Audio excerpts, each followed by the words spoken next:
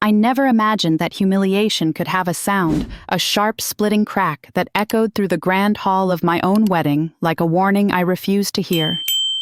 It wasn't the orchestra or the clinking champagne flutes or the whispers curling around the marble pillars. It was my father's old shoes. The quiet, apologetic scrape of worn leather against polished floors as 300 guests turned to stare at him. That sound sliced straight through my ribcage. And in that moment, standing in a shimmering gown beneath a chandelier dripping with gold, I realized something chilling. I wasn't marrying into a family. I was marrying into a hierarchy that had already decided exactly what I was worth and what my father was not.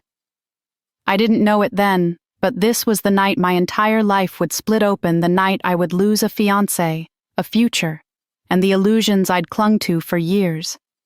And it was also the night my father would look at me with gentle, trembling eyes and reveal a truth so impossible, so life-shattering, it would rewrite everything I ever thought I knew about him. And about myself. I saw him the moment he stepped through the side entrance, my father Henry Ford, 63 years old, wearing the same navy suit he had patched twice this year. It hung a bit loose on his narrow shoulders, the product of long days, and skipped meals he always pretended weren't skipped at all. He held his hat between his hands, turning it slowly, nervously, like he hoped no one would notice him slipping into the back of the ballroom. But of course they noticed. Every glittering head swiveled, every whisper sharpened. I felt the air shift thick with judgment. My fingers tightened around my bouquet. My throat closed.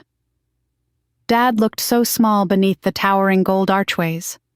So humble among the ice sculptures, the crystal candelabras, the imported orchids flown in from Colombia just for tonight. But when our eyes met, oh God, he smiled. A soft, tentative smile that said he was proud, that he was here for me, that none of this mattered as long as I was happy. I wanted to run to him, to pull him into the front row where he belonged, to tell him he was the best man in this entire room filled with polished lies. But before I could move, a cluster of guests near the champagne tower covered their mouths, giggling like children. "Is that her father?" One of them murmured loudly enough for half the table to hear. "I thought staff had uniforms." A man snorted. "Looks like he walked straight out of a workshop." Did she seriously let him in like that? My shoulders stiffened. Heat crawled up my neck. But nothing prepared me for the voice that joined them. Vanessa Blackwell, my future sister-in-law, dripping in rose gold satin, and disdain arched a brow and laughed. "Well, what did you expect?" She didn't come from money. It was only a matter of time before her roots showed. Something inside me trembled, but I forced myself to stay calm. I could handle Vanessa. She had always been like this. But then Gavin walked toward me, my fiancé immaculately groomed, handsome in his tailored tux, the man I'd loved for 2 years. He leaned close, pretending to fix my veil, and whispered under his breath, "Just let him be. Don't create a scene tonight." A scene. Defending my father was a scene.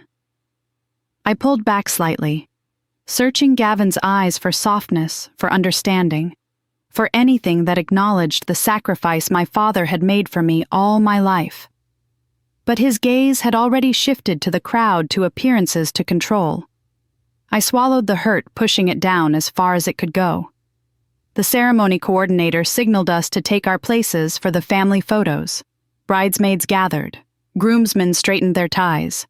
Gavin's parents, Elaine and Marcus Blackwell, glided toward the stage like royalty taking their thrones.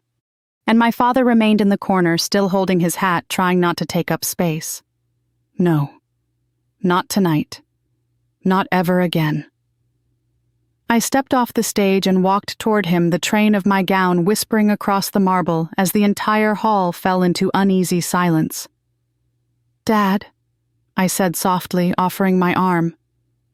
"Come stand with me." His eyes widened. "Sweetheart, no. This is your night. I want you with me, I whispered. He hesitated. Then he placed his trembling hand into mine. We walked together toward the stage, and that was when the world I thought I was joining revealed its true face. A hush fell. Gavin stiffened. Elaine lifted a manicured hand to her chest, as though offended by the mere sight of us approaching. Marcus Blackwell exhaled sharply, his jaw tightening. And then Vanessa's voice cut through the silence like a knife dipped in poison. "Oh, come on! Is he seriously going up there? This is a wedding photo, not a charity parade." Laughter erupted. Harsh, cold, unrestrained. It washed over us in waves. My father froze beside me. His grip slackened. His smile faltered, not fully, not completely, but just enough for me to see something break behind his eyes. "Amelia," he whispered. "It's fine. Really." But it wasn't fine. It was the single worst moment of my life. Gavin stepped forward quickly, panic in his eyes. Not for my father, not for me, but for his family's reputation. "Amelia!" he hissed. "Stop this! You're making things uncomfortable. Uncomfortable for who?" I whispered. For everyone watching, he snapped. And that was it. The floor beneath my feet felt like it opened, not into darkness, but into clarity. A clarity sharp enough to cut, sharp enough to finally make me see what I had been refusing to see for months, maybe years. This wasn't my family. This wasn't my future. This wasn't love. It was a gilded cage wrapped in diamonds and venom. I took a breath that felt like the first real breath I'd taken since stepping into their world. Then I lifted my bouquet, the symbol of everything I had pretended tonight would be, and I dropped it. The thud echoed through the ballroom like a gunshot. "I'm done," I said quietly at first, then louder, letting every single person in the room hear the truth that had been burning in my chest. "This wedding is over." Chaos exploded instantly. People gasped. Someone shouted. Vanessa let out a shrill laugh, thinking it was a joke. Gavin's face drained of color. Elaine staggered. Marcus cursed under his breath. But I didn't stay to watch their reactions. I turned to my father, took his hand, and walked him off the stage, off that platform built on lies, toward the exit glowing softly in the distance. As we stepped out through the tall glass doors and into the cool night air, the noise behind us faded. The music drowned beneath the sound of my heartbeat. Dad squeezed my hand. "Sweetheart," he murmured, voice breaking. "I'm sorry. I ruined your day." I stopped walking. I looked at the man who worked 2 jobs to raise me, who sold his tools to pay my college tuition, who taught me kindness even when the world gave him cruelty. "You didn't ruin anything," I whispered. "They ruined it. And I'm done pretending they didn't." He opened his mouth to speak, but emotion strangled his voice. We walked in silence to his old truck parked at the far end of the lot. The same truck people had mocked earlier as unfit for a wedding crowd. The same truck in which he had driven me to school, to my first job interview, to the emergency room when I broke my ankle. I didn't feel ashamed climbing into it. I felt safe. As the engine rumbled to life, I rested my head against the seat, the lace of my dress scratching lightly against my skin. Dad cleared his throat. "Amelia, you were brave tonight." I shook my head. I was angry. He hesitated. Then he said a sentence that made my stomach tighten without knowing why. "There's something I've never told you. Something your mother wanted you to know one day." I frowned, turning toward him. "Dad? What do you mean?" He kept his eyes on the road, hands steady at the wheel. "I'll explain when we get home," he said softly. "Tonight you've lost something you thought you wanted. But you're going to gain something bigger than you ever imagined." I wanted to question him, but exhaustion pulled me under. I closed my eyes as streetlights flickered past the windows. Somewhere between the city and the coastline, I drifted in and out of sleep, dreaming of lace tearing, of whispers dissolving, of my father's hand in mine. When I opened my eyes again, we were turning into the gravel driveway of our little wooden house by the lake, the home I'd grown up in, the home that smelled like cedar and warmth and unconditional love. Dad parked, turned off the engine, and sat for a moment in silence. Then he looked at me with eyes full of something I couldn't name. "Sweetheart," he said quietly, "it's time you know the truth about our family, about who your mother was, about who I am." He paused, took a breath, and whispered with trembling certainty, "I'm not the man they think I am. And I'm not the man you think I am either." The night air felt suddenly electric around me. "What are you saying, Dad?" He reached into his coat pocket and pulled out a small silver key, the kind that belonged to a safe, not a toolbox. A key I had never seen before. My heart pounded. "I'm saying," he murmured, "that the poor old man they mocked tonight is a billionaire." I stared at him, breath stolen from my lungs. The world didn't tilt. It shattered. And for the first time that night, for the first time in months, I had no idea what tomorrow would bring. But it would not be the future the Blackwells tried to force on me. It would be something entirely new. Dad didn't say another word as he stepped out of the truck, the gravel cracking beneath his old boots. The silver key glinted faintly in the porch light, swinging gently between his fingers, as though the weight of it had been waiting years to be lifted. I followed him slowly, still half in disbelief, half terrified that I had misheard everything he'd just said. Billionaire.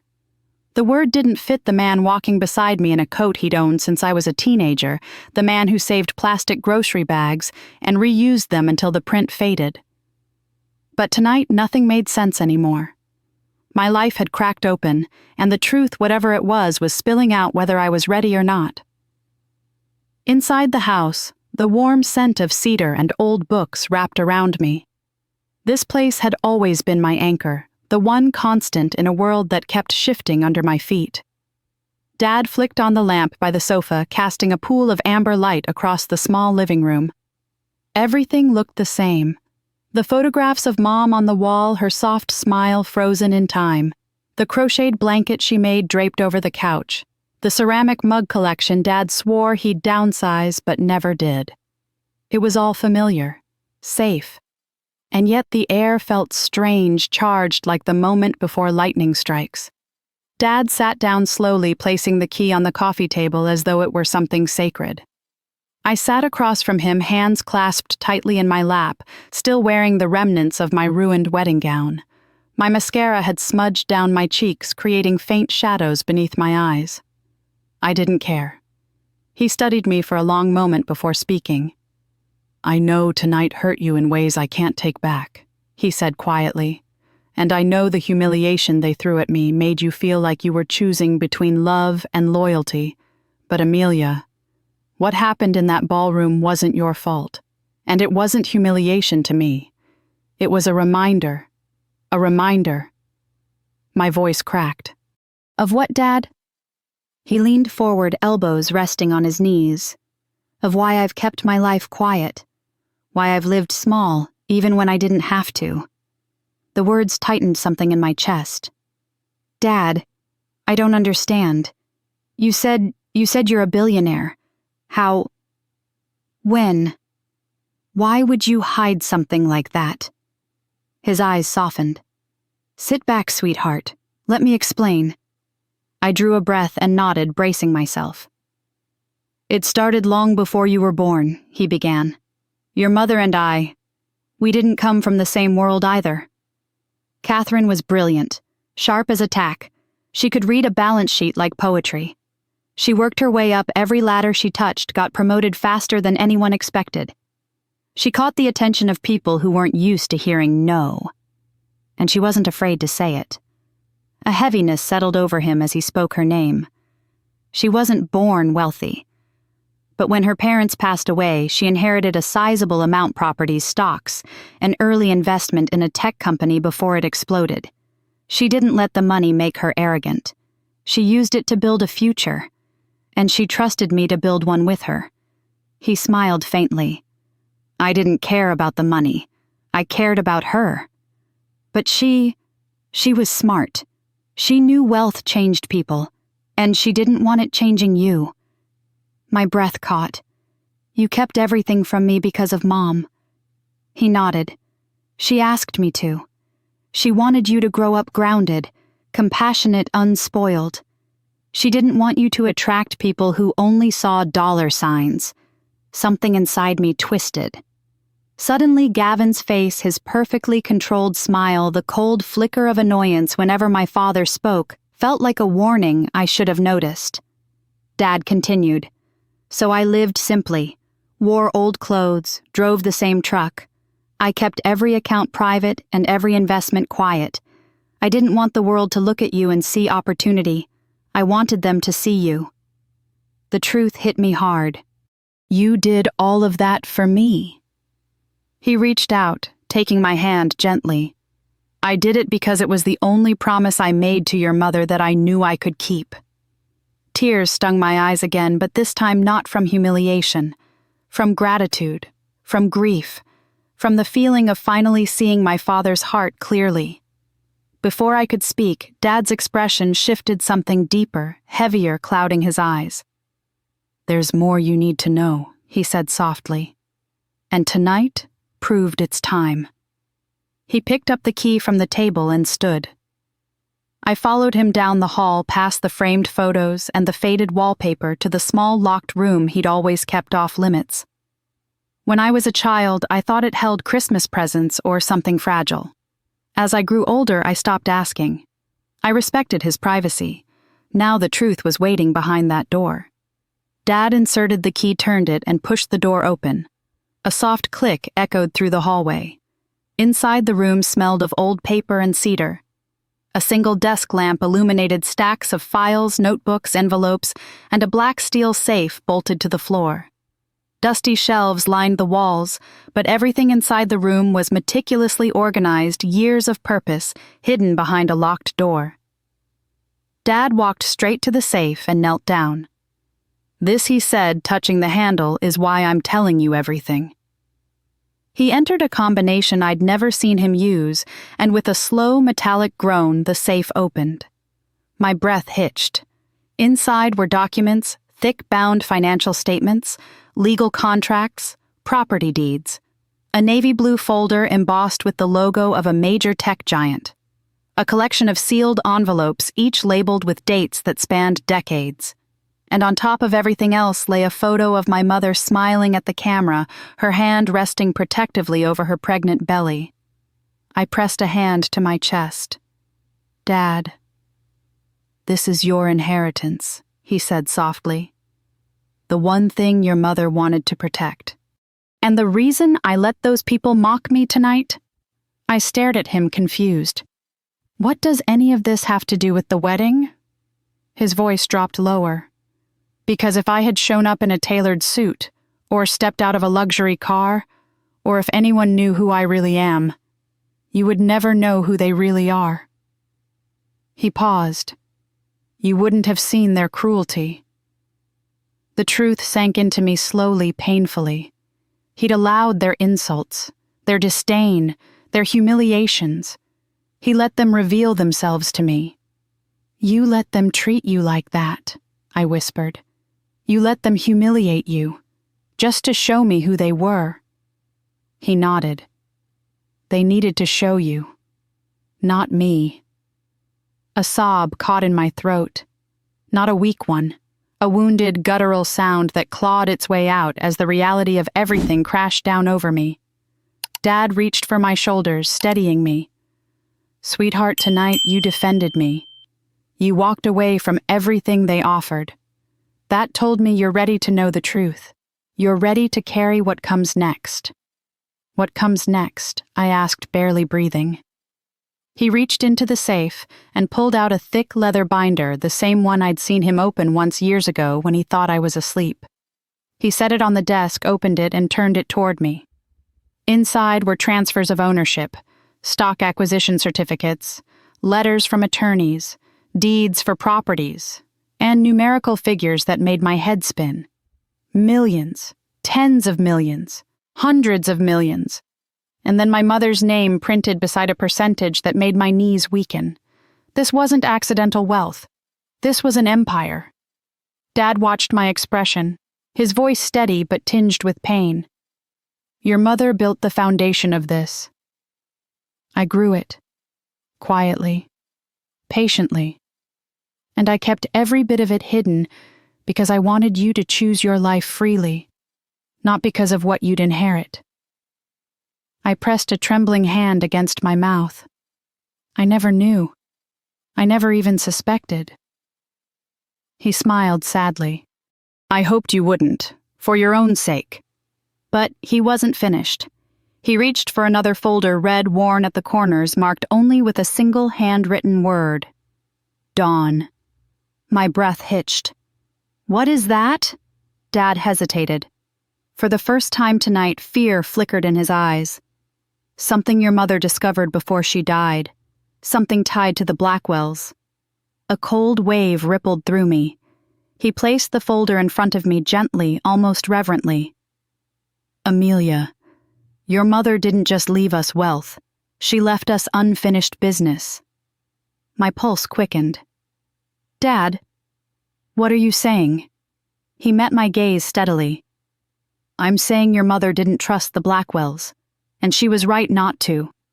I'm saying her accident wasn't just an accident, and I'm saying the truth about that family runs deeper than the humiliation you saw tonight. The room spun. My father, my quiet, gentle, selfless father, had been living with a secret that could destroy an empire, a secret that now belonged to me. I gripped the edge of the desk, trying to steady myself. Why tell me now? I whispered. Because tonight, he said softly, you proved something I needed to see. You proved you won't let power corrupt you. And you proved you won't tolerate injustice, not even when it costs you everything. I swallowed hard, overwhelmed. Dad rested a hand over mine. And because your mother wanted you to know that the world isn't always kind, but it always rewards courage. My throat tightened. Dad, I don't know what to do next. He closed the safe, locked it, and stood placing a warm, steady hand on my shoulder. You don't have to know tonight, he said. You just need to rest. Tomorrow, we start at the beginning, and I'll tell you everything. I nodded slowly, my mind swirling with fear, awe, grief, and something new, something fierce rising in the hollow left by heartbreak. Strength, the kind I inherited long before I knew it. Dad turned off the lamp, guiding me toward the hallway. As we walked, I looked back one last time at the darkened room, the safe, the red folder glowing faintly in my memory. My wedding day had ended in ruins. But somewhere in that wreckage, a new life, a truer life was beginning. And I could feel it. Everything I thought I knew was gone. And everything I needed to know was waiting for me in that locked room. Dad's words echoed in my head long after he guided me to my old bedroom. The same room with pale yellow walls, the same quilt my mother stitched, the same window overlooking the lake. Nothing had changed. And yet everything had changed. I sat on the edge of the bed in silence, still wearing the tattered remains of my wedding gown fingertips brushing over the fraying lace, as though the fabric itself held answers I didn't yet know how to face. My heart felt split clean in half, one part grieving the life I had walked away from, the other part bracing itself for whatever truth my father was ready to uncover. I didn't sleep. My mind replayed every moment of the night, the mocking laughter, Gavin's cold eyes, the bouquet hitting the marble floor, the shock on my father's face when I pulled him onto the stage, the quiet pain he tried so hard to hide. And beneath it all, the startling revelation he whispered into the shadows. I'm a billionaire. By the time the first faint streaks of dawn crept across the sky, exhaustion tugged at my limbs, but my thoughts refused to settle. I slipped out of bed and walked barefoot into the hallway. The house was still except for the soft hum of the refrigerator. I found Dad in the kitchen, already awake, already dressed, already making coffee like he always did, as if last night hadn't shattered the foundation of my world. He looked up when I entered. Did you sleep at all? He asked gently. I shook my head. Did you? I dozed for a bit, he admitted, then handed me a cup of coffee. You're going to need this. I took a sip, letting the warmth steady my trembling hands. Dad. I began quietly. I need to know everything. No more protecting me. No more waiting. Tell me who Mom really was. Tell me what she discovered. Tell me why you kept all of this in the dark. He studied me for a moment, his gaze heavy with the kind of sorrow that had been buried too deep for too long. Then he nodded. Come with me. We walked back to the locked room. He unlocked the door again, and I felt the same rush of cold air, the same weight of secrets pressing against my skin. Sit, he said, gesturing toward the chair beside the desk. This isn't an easy story to tell. I braced myself as he opened the red folder labeled Dawn. Your mother chose that name? He said softly. She always believed the truth would come to light eventually. He pulled out a faded photograph first. My mother stood beside a young woman in an office building, both confident, both bright-eyed, both full of promise. I didn't recognize the other woman. That's your mother with her closest colleague, Julia Kerr, Dad explained. They started in the same firm together. Smart, driven, exceptional women in a field dominated by men twice their age. Dad set the photo down gently. At that time, Marcus Blackwell was already a rising name in the world of corporate finance. He had influence connections, and a reputation for using both in ruthless ways. A chill crawled down my arms. Your mother and Julia uncovered something while they were auditing a set of accounts belonging to one of Blackwell's subsidiary firms. Money that didn't add up, funds being rerouted, offshore accounts tied to shell companies. They brought it to their supervisor. Instead of investigating, he warned them to leave it alone. I frowned. Why? Because the supervisor was being paid to look the other way. Dad replied simply, Your mother didn't back down. She was too principled for that. And she believed exposing the truth could save the company and its employees. He hesitated, jaw tightening. But the more she pushed, the more dangerous it became. My pulse quickened. Dangerous how Julia received anonymous threats, Dad said. Letters shoved under her car windshield. Phone calls late at night. Your mother, too. Blackwell wasn't a man who tolerated interference. My breath caught. Did she tell you everything? Not at first, Dad said, pain flickering across his face. She didn't want to burden me. But when Julia died, suddenly everything changed. A cold shock rippled through me. She died? How a car accident on Highway 12. Dad said quietly. The police ruled it mechanical failure. But your mother didn't believe that. Not for a second. The edges of my vision blurred. My mother's own fatal accident had always been described the same way. A mechanical failure, a coincidence, a tragedy without answers. Dad, I whispered, are you saying Mom thought Julia's crash wasn't accidental? He looked away. She was terrified. She thought she was being watched. She didn't sleep. She kept every document she collected locked away.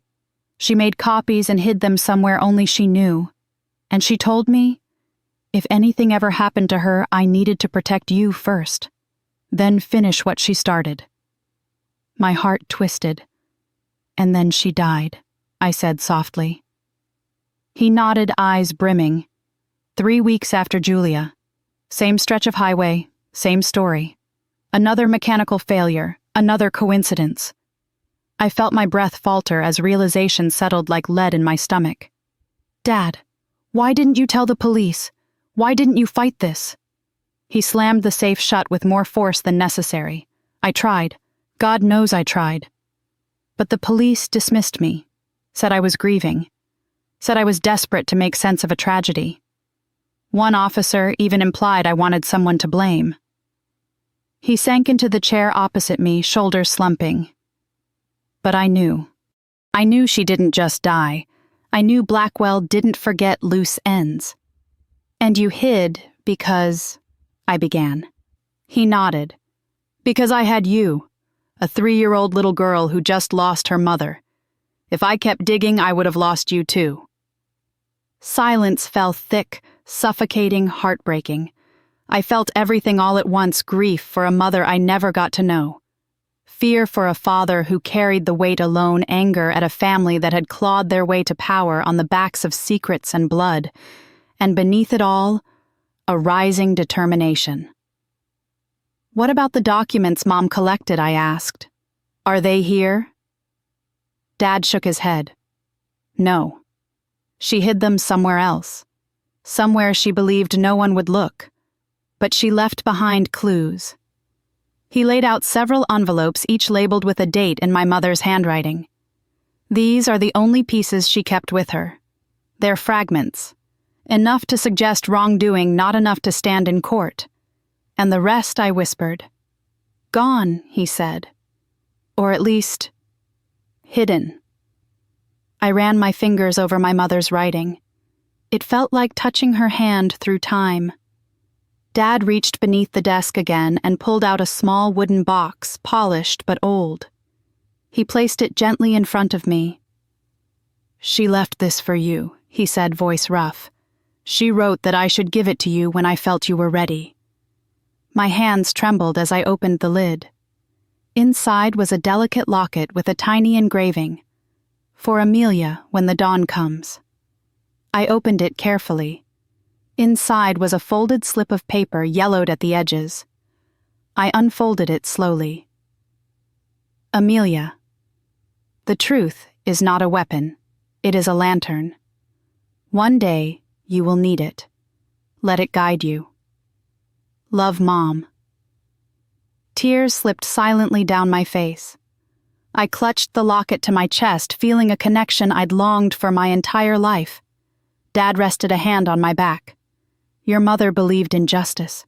She believed in your future. She believed the truth would find its way through you." I wiped my cheeks. "Dad, why did you finally tell me everything tonight?"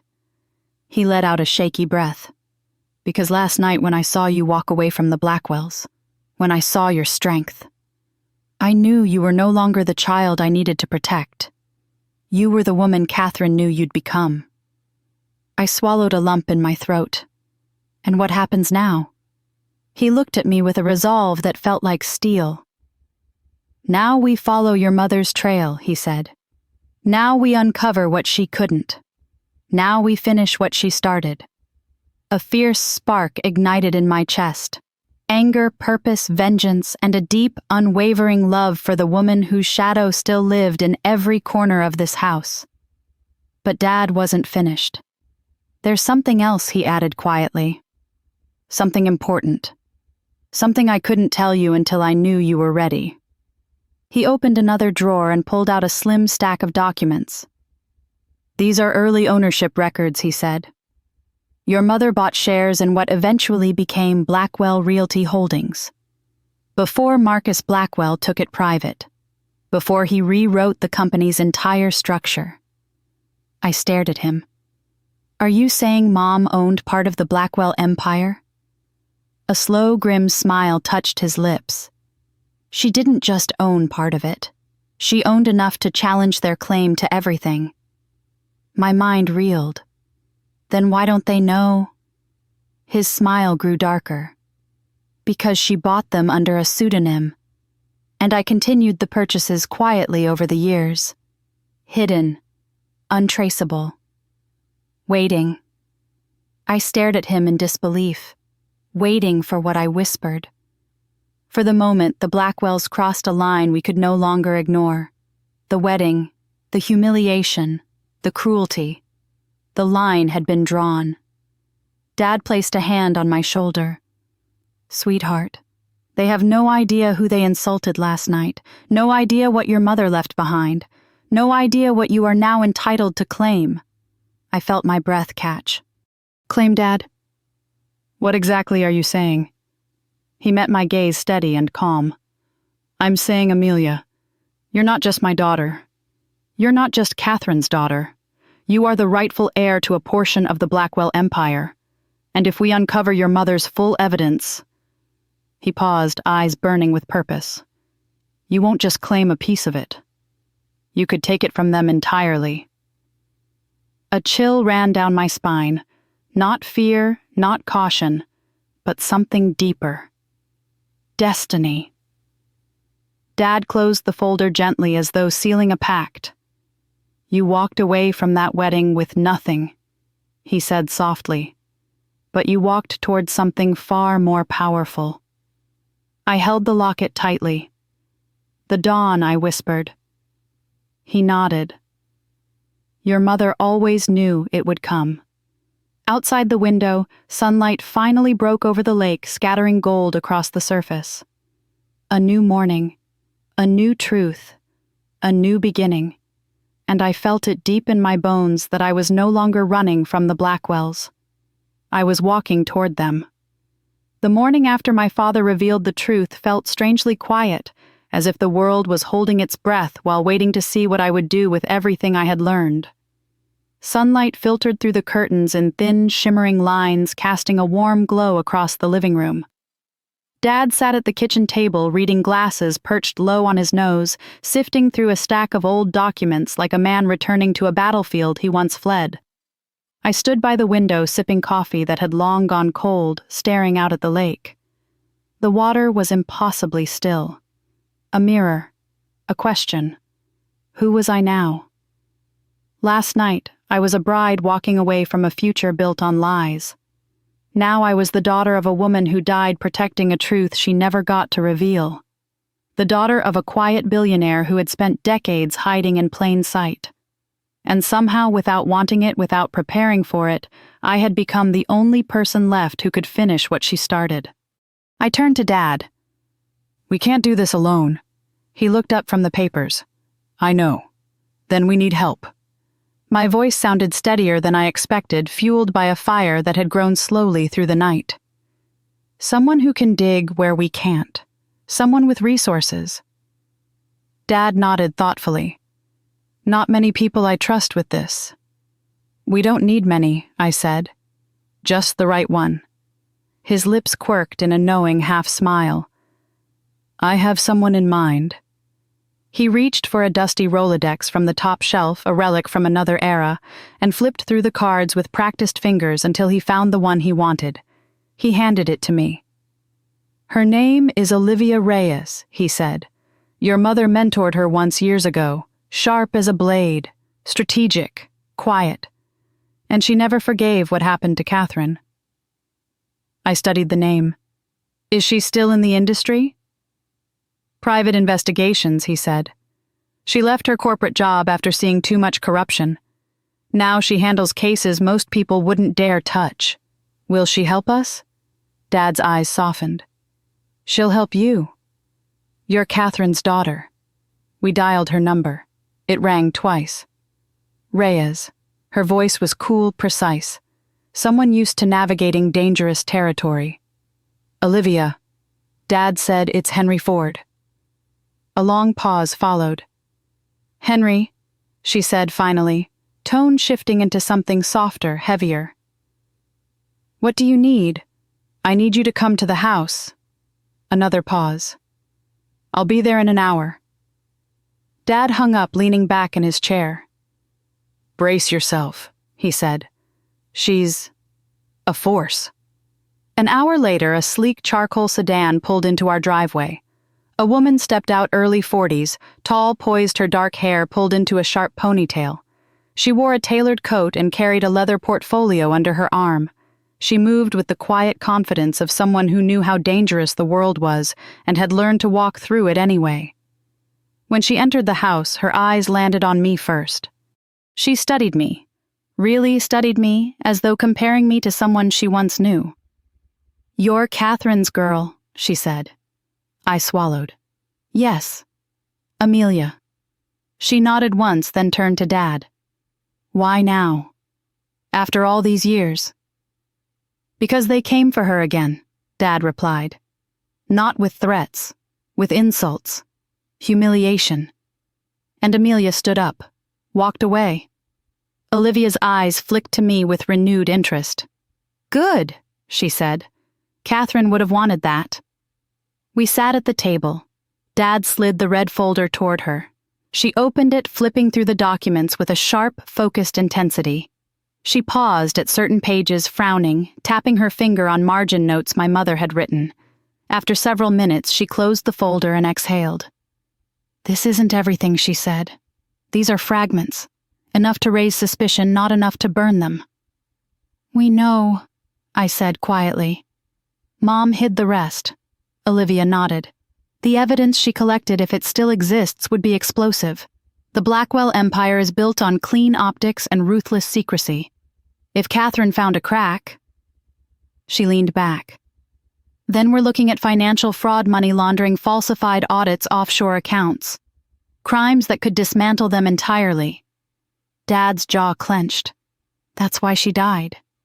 Most likely, Olivia agreed. My hands tightened around my coffee cup.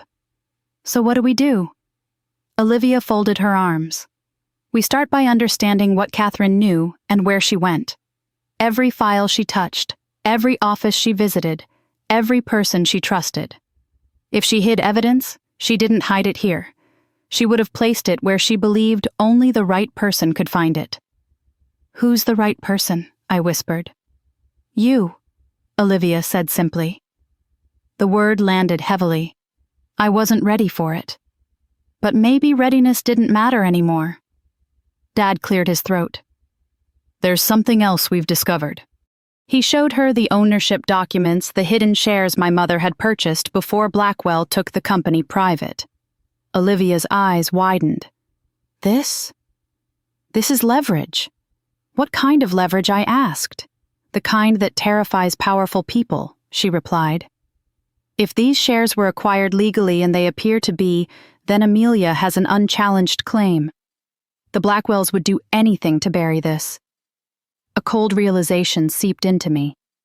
"Dad, if they would kill Mom for exposing financial corruption..." He nodded. "They'd kill to protect ownership, too."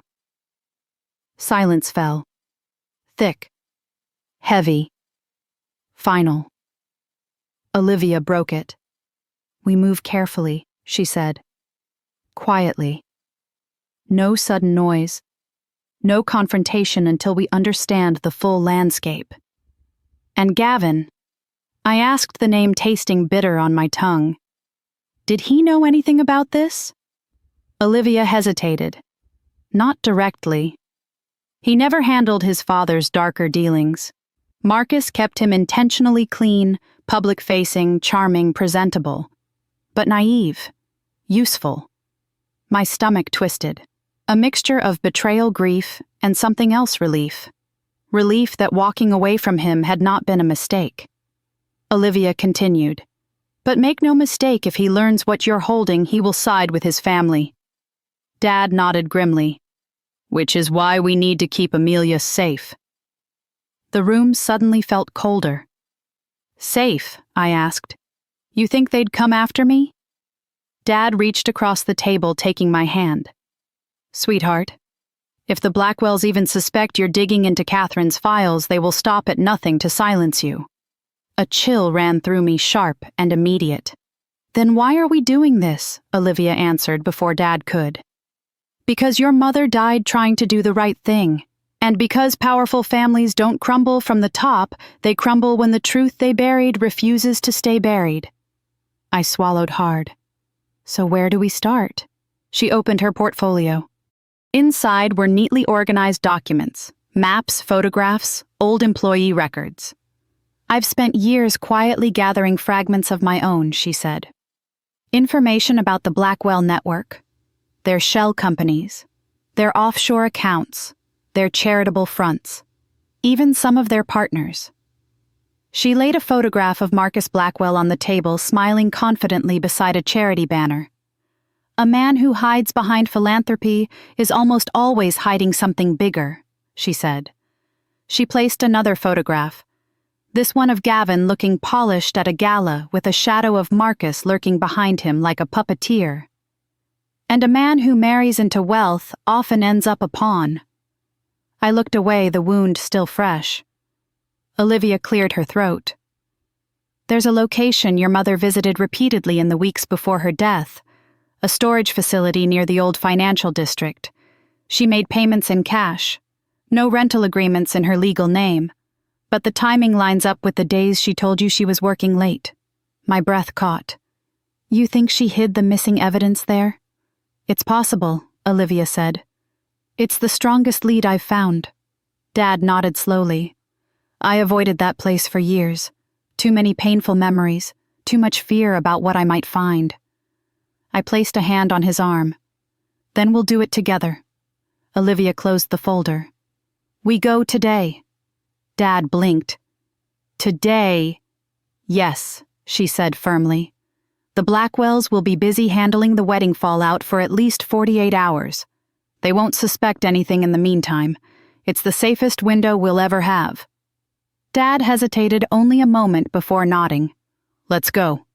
We gathered the essentials copies of Mom's notes, the locket, my phone, a spare set of gloves Olivia handed us just in case. I changed into jeans and a sweater, pulling my hair into a low ponytail, leaving behind the last pieces of my ruined gown on the bathroom floor. As we headed to the car, I felt a strange mix of dread and empowerment. Last night I had been a girl running away from a wedding. Today I was walking toward a truth that had been waiting years to be found. The drive was eerily quiet. Olivia sat in the passenger seat of her own car, leading us. Dad drove with both hands tight on the wheel, jaw-set eyes distant, as if replaying every moment with Mom. I stared out the window at the thinning trees, the stretch of road curling like a question mark ahead. When we finally arrived, the storage facility stood at the edge of an industrial district. Faded metal doors cracked concrete rows of units stretching into the distance like silent witnesses. Olivia parked and stepped out. The unit she visited was 117, she said. It hasn't been rented in years. The management rotated so quickly that no one noticed the irregular history. Dad exhaled shakily. 117, he repeated. Catherine's birthday. My heart squeezed. We approached the row of units. The numbers passed one by one. 113, 114, 115, 116, then 117. The metal door was rusted, padlocked cobwebs clinging to the corners. Olivia kneeled down, inspecting the lock. This looks original, she said. No signs of forced entry. Whatever she placed inside, it's still here. She stood. Ready. I looked at Dad. He nodded. Olivia snapped the lock open with a tool, and together we lifted the door. Dust swirled in the stale air. Inside the unit was a single wooden trunk. Nothing else. My hands shook as I stepped forward. Dad placed a stabilizing hand between my shoulder blades.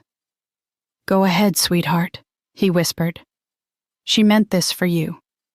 I knelt before the trunk and slowly lifted the lid. The smell of old paper and lavender drifted out. Inside were file folders, photographs, USB drives, notebooks, and on top a single envelope with my name written in my mother's elegant script. My vision blurred instantly. I picked it up with trembling fingers. Amelia. Dad knelt beside me, eyes shining. Olivia watched silently, respectfully. I opened the envelope and unfolded the letter inside. My hands trembled as I read my mother's words for the first time in decades, words she had written for a future she hoped I would one day be strong enough to face. And as her voice reached across time and loss to speak to me, I knew without a shred of doubt this was only the beginning. The paper trembled in my hands long before I realized it wasn't the paper. It was me. My mother's handwriting stretched across the page in soft, looping strokes, each letter carrying a warmth that reached through the years and laid a gentle palm against my heart. Dad knelt beside me, silent, reverent, like he was watching Catherine herself step back into the room. Olivia stood near the entrance of the storage unit, her sharp gaze softening as she sensed the shift in the air. I drew a breath and began reading. My dearest Amelia, if you are holding this letter, it means the truth has finally found you. It always does. I'm so sorry I cannot be with you when you read this. But I need you to know that everything I did, every risk, every fear, every long night, was for you, for the woman I believed you would someday become. My vision blurred instantly. The words bent and swam, but I kept reading. I have uncovered something dangerous, something powerful men would rather die than let the world find out. If they cannot silence me, they will try to silence the truth itself. So I am leaving pieces of that truth behind, hidden where greed cannot reach, and where courage will eventually lead you. Dad exhaled shakily beside me. I felt his hand on my shoulder, anchoring me, grounding me as I swallowed back the knot rising in my throat. The letter continued. Do not be afraid, Amelia. Fear is what they count on. You must be brave where I no longer can be. You must see what I can no longer show you, and you must protect what I can no longer guard. The words blurred again.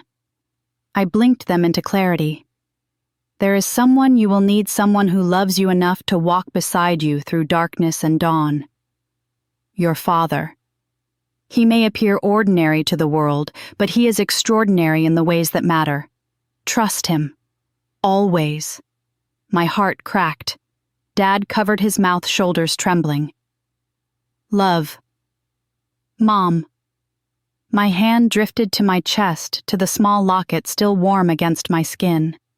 I held the letter close, absorbing every word, every ounce of my mother's voice echoing across a lifetime of silence. When I finally looked up, Olivia's eyes glistened not with tears, but with a fierce, protective energy.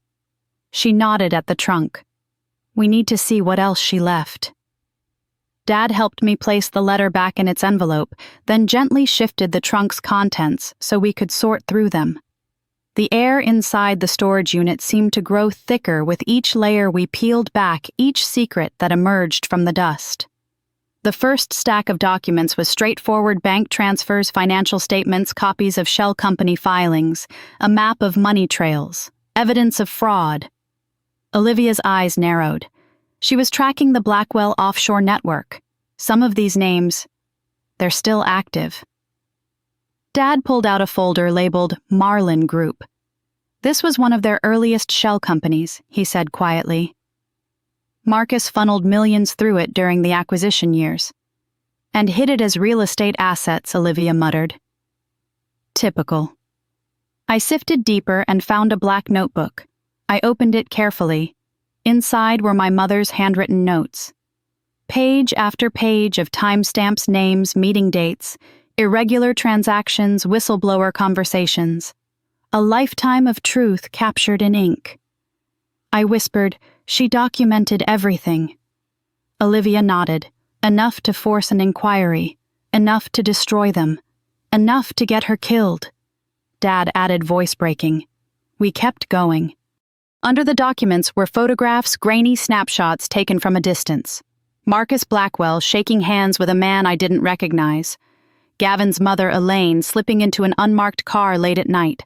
A warehouse bearing the logo of a shipping company tied to tax evasion scandals. My pulse quickened as I held up the photo of Marcus. What is this blackmail? Olivia said simply. Insurance. She was preparing to expose them. Dad rubbed his eyes. Your mother wasn't reckless. She gathered evidence carefully, but she trusted the wrong person.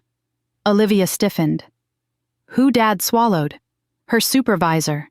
The one she reported to when she found the discrepancies. Olivia's jaw clenched. Richards. The name struck like a cold knife. You know him, I asked. Oh yes, she replied tightly. He and Marcus were closer than anyone realized. Catherine, trusting him, sealed her fate. I felt the room tilt slightly. The ground beneath my knees felt unstable, as though the truth was pulling at me, unraveling the version of my childhood I had believed in. I pushed further into the trunk. At the bottom was a small metal lockbox. With trembling hands, I lifted it out. Dad, I whispered, do you know what this is? He stared at it. She bought that box the week before she died. She wouldn't tell me what was inside. The lockbox had no key. Olivia reached into her coat and pulled out a slim tool, slipping it easily into the keyhole. Within seconds, the latch clicked open. Inside was a single USB drive, a tiny, innocuous object. But the moment Olivia saw it, her breath caught. This may be everything, she whispered. If she digitized the files she couldn't carry or hide physically. Dad sank onto a nearby crate. My God. I turned the USB over in my hand. It was unmarked. Do we open it now? I asked. Dad nodded slowly. Not here. It might carry security risks. And we don't know what protections she put on it. Olivia agreed. We take it home. I have equipment that can open it safely.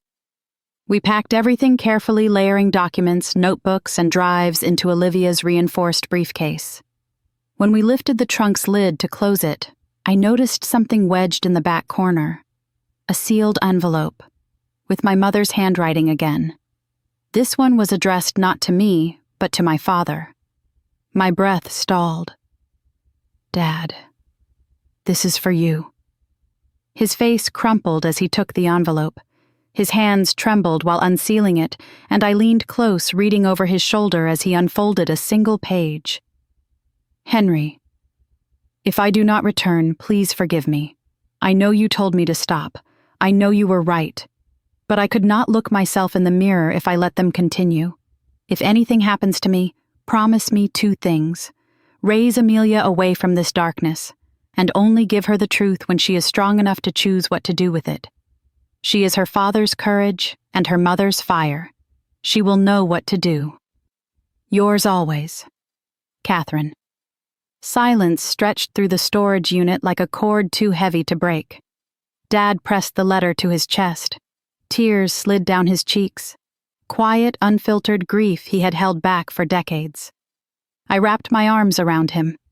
For a long moment we held each other, grief and love, binding us as tightly as the secrets hidden in the trunk. After a while, Olivia cleared her throat softly. We should go. The longer we stay here, the more risk we take.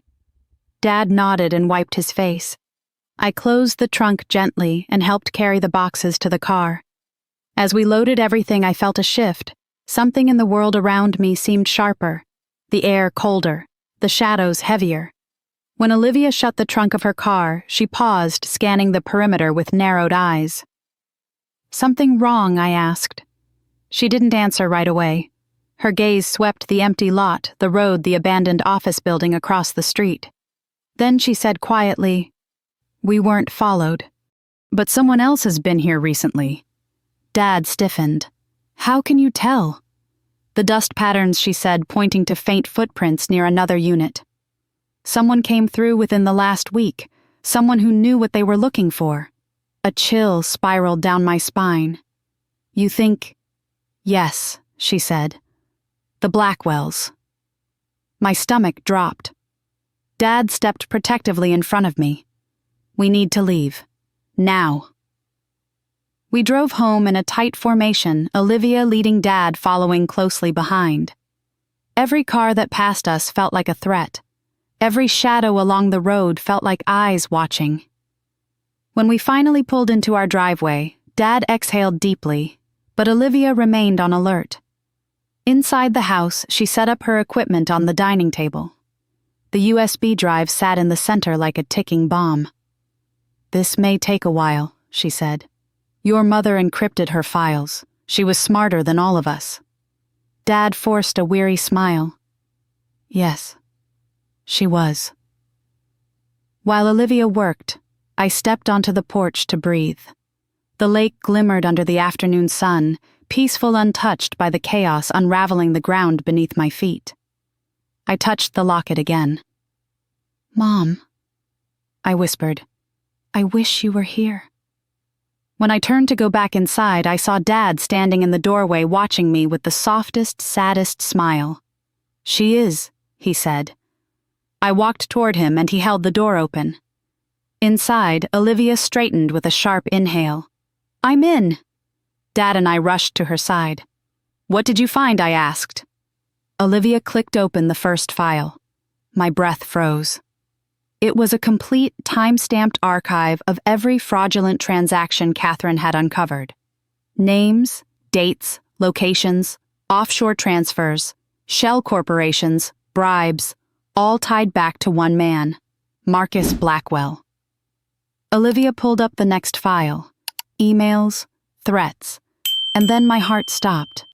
Proof that the mechanical failure in my mother's car had been staged. My father's hand closed around mine, trembling. Olivia whispered, "Amelia, this is enough to destroy them." I stared at the screen pulse hammering. The Blackwell empire wasn't just corrupt, it was built on blood, and my mother had died trying to expose it.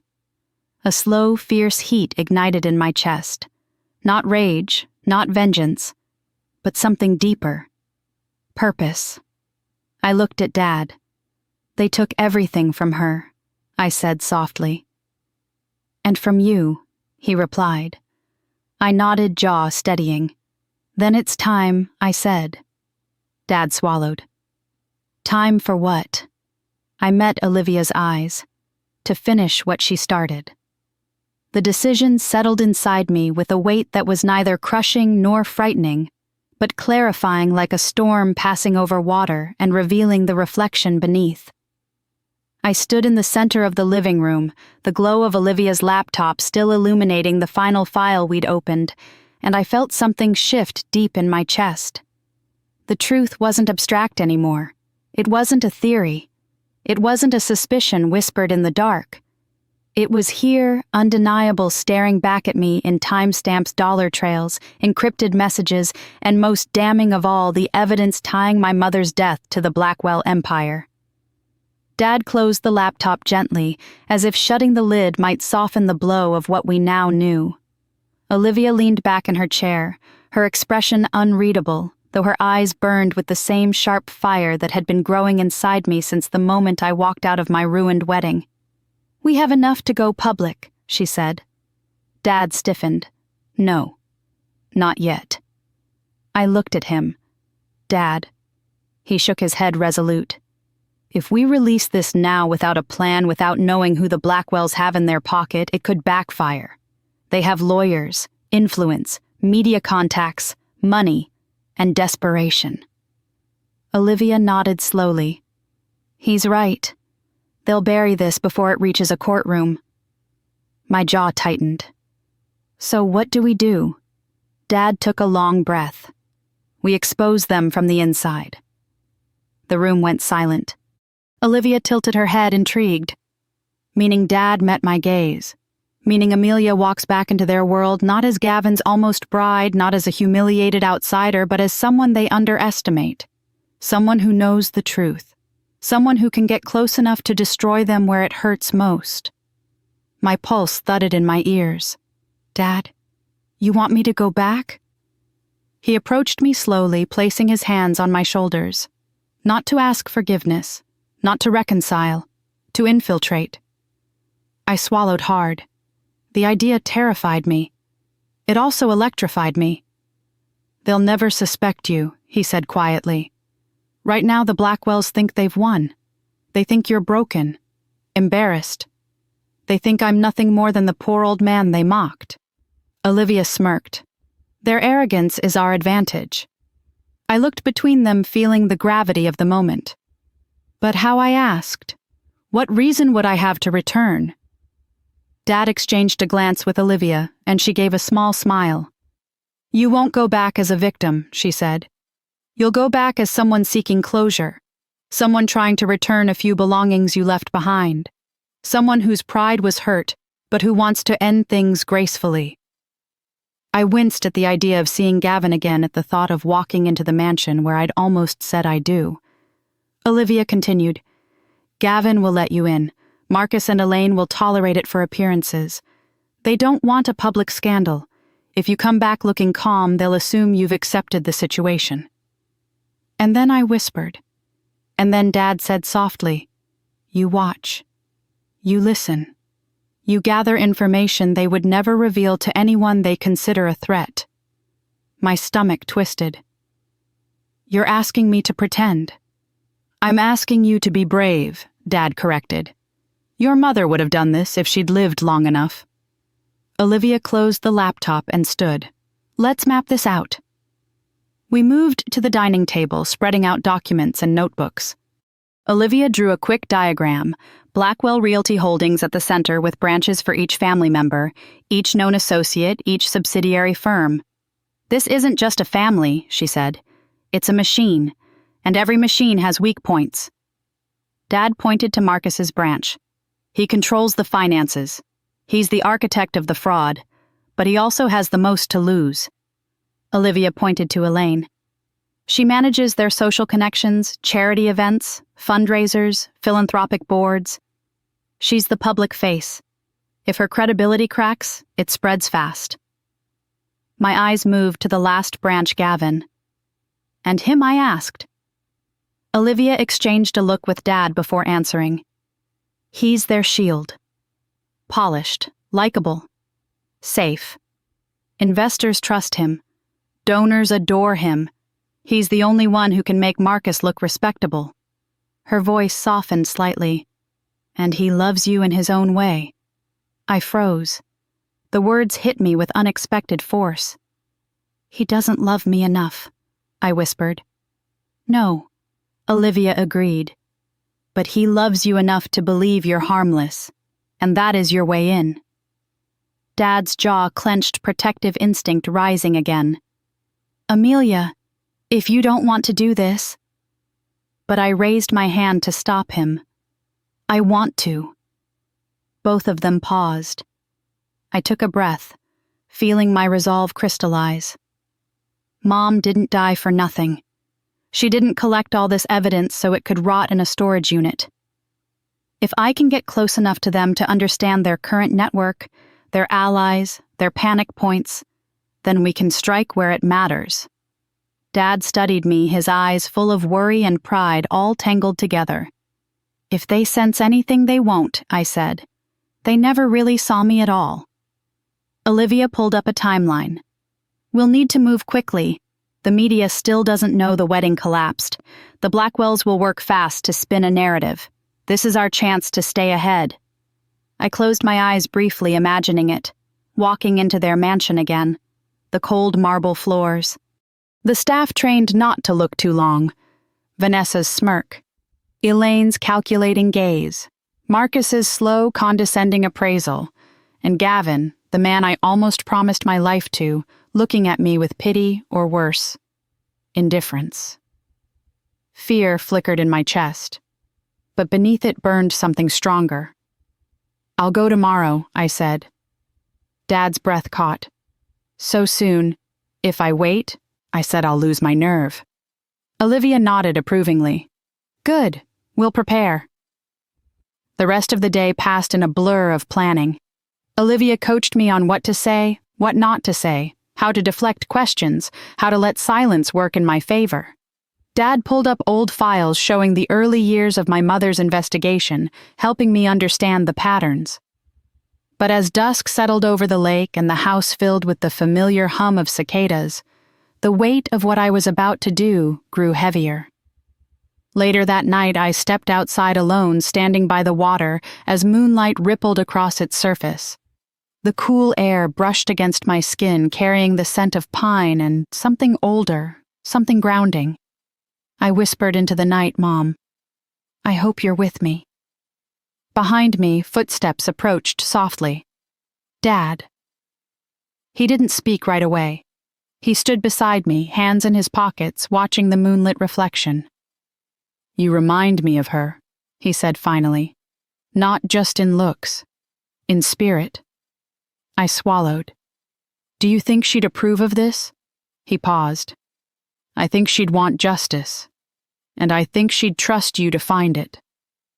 The lump in my throat grew unbearable. "Dad, what if something happens to me?" He turned to me, eyes full of a depth of love that made my breath catch. "Then I'll move heaven and earth to keep you safe. You're not alone in this." I rested my head against his shoulder.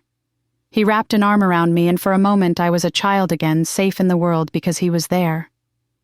"I'm scared," I whispered. "So am I," he admitted. "But courage isn't the absence of fear. It's doing what must be done in spite of it." I nodded against his shoulder. When we returned inside, Olivia had packed up her equipment and was preparing to leave. "I'll run deeper analysis tonight," she said.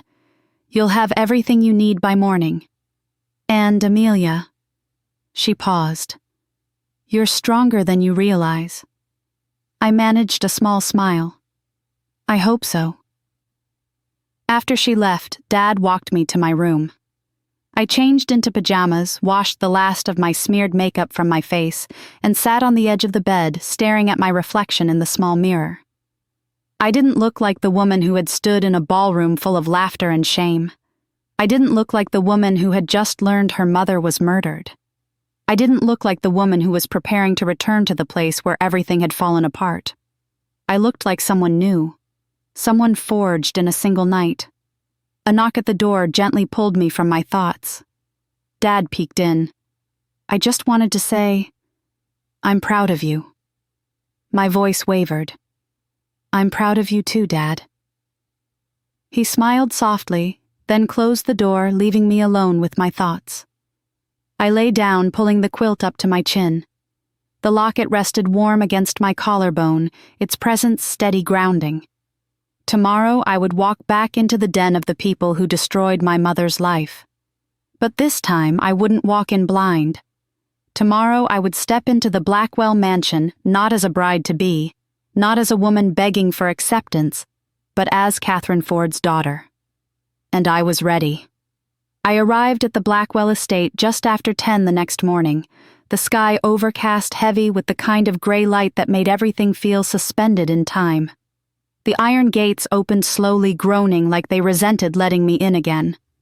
I drove through my heart pounding so fiercely I could feel the vibrations in the steering wheel. The mansion rose ahead, grand cold, intimidating its marble facade, gleaming despite the dull morning air. The same place where I once imagined a future. The same place where my mother's killers lived in luxury. The same place where I had stood days ago in a gown of ivory satin thinking I belonged. Now it felt like a labyrinth built on lies. I parked in the circular driveway. For a moment I sat still, gripping the steering wheel, letting the gravity of what I was about to do settle into my bones. Olivia had told me to breathe, to keep my posture relaxed, to speak slowly and reveal nothing. Dad had hugged me before I left, whispering, "Remember who you are." But none of that mattered now. The only thing that mattered was keeping my voice steady when I walked inside.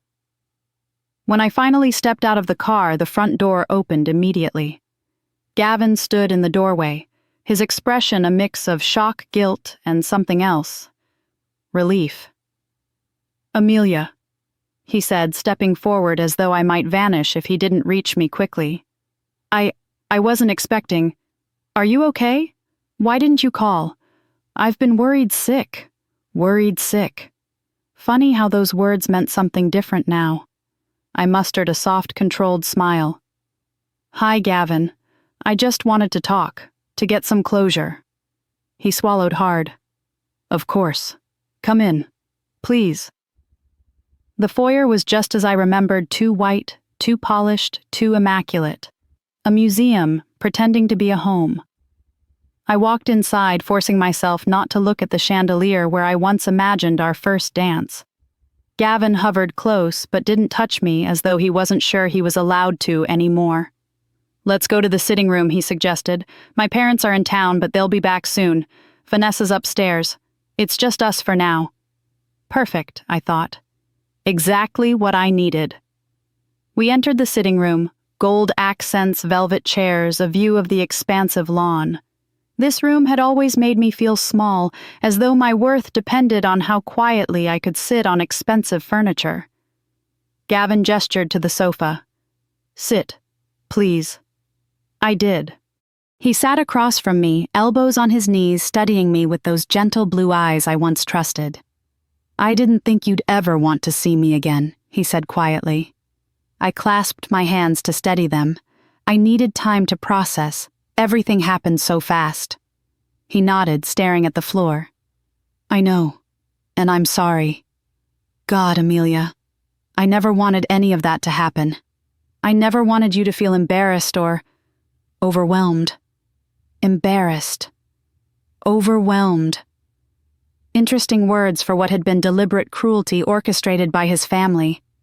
I forced my face to stay soft. I didn't come here for apologies. His eyes shot up. Then why closure? I repeated, to end things gracefully. To try to understand. He exhaled in relief. Good. I want that too. I want us to part without bitterness. Bitterness. Another interesting word. He leaned back slightly.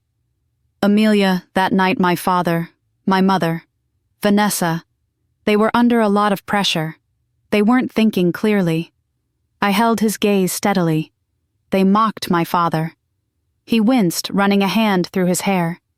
They shouldn't have done that. I know. And I should have stepped in. I froze. I was trying to keep everything from falling apart. It fell apart anyway, I whispered. He nodded painfully. I know. And I regret it. I regret all of it. Silence stretched between us. His voice softened. I still care about you. I didn't answer that directly. Instead, I let the moment settle, then shifted the conversation gently toward what I had come for information. Gavin, I began lowering my voice. I know your family has been going through a lot lately. The business, the investors pulling out. I'm sure the wedding incident didn't help. He sighed heavily, rubbing the bridge of his nose. You have no idea. My father is losing his mind. The board is restless, the finances are strained, and we had to cancel 2 major partnerships this week alone. He blames me for everything. My breath caught. Blames you, why? Because I couldn't keep you, he said, voice cracking. Because the wedding falling apart made us look unstable, vulnerable. Investors hate vulnerability. I swallowed slowly. Vulnerable was a good word. Vulnerable people made mistakes. Your father's business, I said lightly, wasn't it doing really well? His expression darkened. It was. Until recently. Something's been happening behind the scenes. Something big. My father hasn't slept in days. He keeps taking these private calls and disappearing into his study for hours. I don't even know what's going on anymore. A pulse of adrenaline raced through me. Something big. Private calls. Business strain. Investors pulling out. It was already happening, the early ripples of the truth my mother left behind. I kept my tone gentle. Have you asked him what's wrong? Gavin let out a short, bitter laugh. He doesn't tell me anything. Never has. I'm just the face he puts on brochures and charity boards. He keeps the real business buried somewhere I'm not allowed to see. I leaned forward slightly. Do you want to see? He blinked at me, startled by the question. I continued softly. You're his son. Don't you deserve to know what's going on, especially if it affects you? His gaze softened, vulnerable in a way I had never seen. Of course I want to know. But he'll never let me in. You saw that yourself. Yes, I whispered. I did. A long silence followed. A silence that opened a door. He looked at me again, confusion flickering in his eyes. Why does it matter to you? Why ask these questions? I offered a tired, wistful smile. Because I'm trying to understand who you really are, and what you're up against. I spent so long thinking I knew this family. Maybe I didn't. It wasn't a lie, not technically. He looked deeply moved. Amelia, I wish things had been different. Before I could respond, footsteps echoed from the hallway. I stiffened instinctively. Elaine Blackwell entered the room, her expression tight as drawn wire. Her eyes landed on me with a practiced smile that didn't touch her eyes. Amelia, she said smoothly. I didn't expect to see you. I rose politely. Hello, Mrs. Blackwell. I just came to speak with Gavin. Her gaze skimmed over me like I was an item she was appraising. I see. Well, this is a surprise. Behind her came Marcus Blackwell, adjusting his cufflinks expression sharp and unreadable. His eyes zeroed in on me with something like irritation, or perhaps suspicion. "Miss Ford," he said with a cool nod. "Did we forget something at the venue?" "No," I replied calmly. "I just wanted closure." Marcus's jaw flexed. "Closure. Right." Elaine stepped beside him, touching his elbow lightly. "We're all trying to move forward, aren't we?" Gavin stood quickly. "She just came to talk, Mother." Elaine's smile tightened. "Of course." Marcus didn't smile at all. His gaze felt like a weight on the back of my neck. "We should talk privately," he said to Gavin, but his eyes stayed on me. The temperature in the room seemed to drop. I felt danger coil somewhere unseen. Gavin turned to me. "Amelia, could you wait here for a moment? I'll be right back." "Of course," I said softly. The three of them left the room. The moment they were gone, I exhaled shakily. I didn't have much time. The longer I stayed, the more likely they'd start asking questions I wasn't ready to answer. I looked around the room carefully. The Blackwells were wealthy, but they were also careless in their arrogance. Their study doors usually remained locked, but I remembered something. Something small. Something from weeks before the wedding.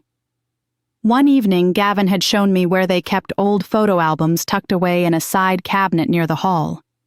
That cabinet also sat beside a small control panel, one I had barely noticed at the time. The home's internal network hub. My heart raced. Olivia had given me a small encrypted scanner, something simple, innocuous, disguised as a pen. If I could plug it into the control panel's port, it could map the device names on the household network. If Marcus kept any files or calls synced to in-house servers, we could track them. I stood slowly listening for footsteps. None. I moved down the hallway, the click of my heels muffled by the thick carpet. I reached the cabinet, crouched down, and slipped the panel open. There it was, a small network port. I slid Olivia's device into the slot and watched it blink faintly. Seconds passed. Footsteps approached from deeper in the house. My pulse spiked. The tiny light flashed green. Downloaded. I pulled the device free and slipped it into my pocket just as a figure appeared at the end of the hall. Vanessa. Her arms were crossed, her eyes narrowed.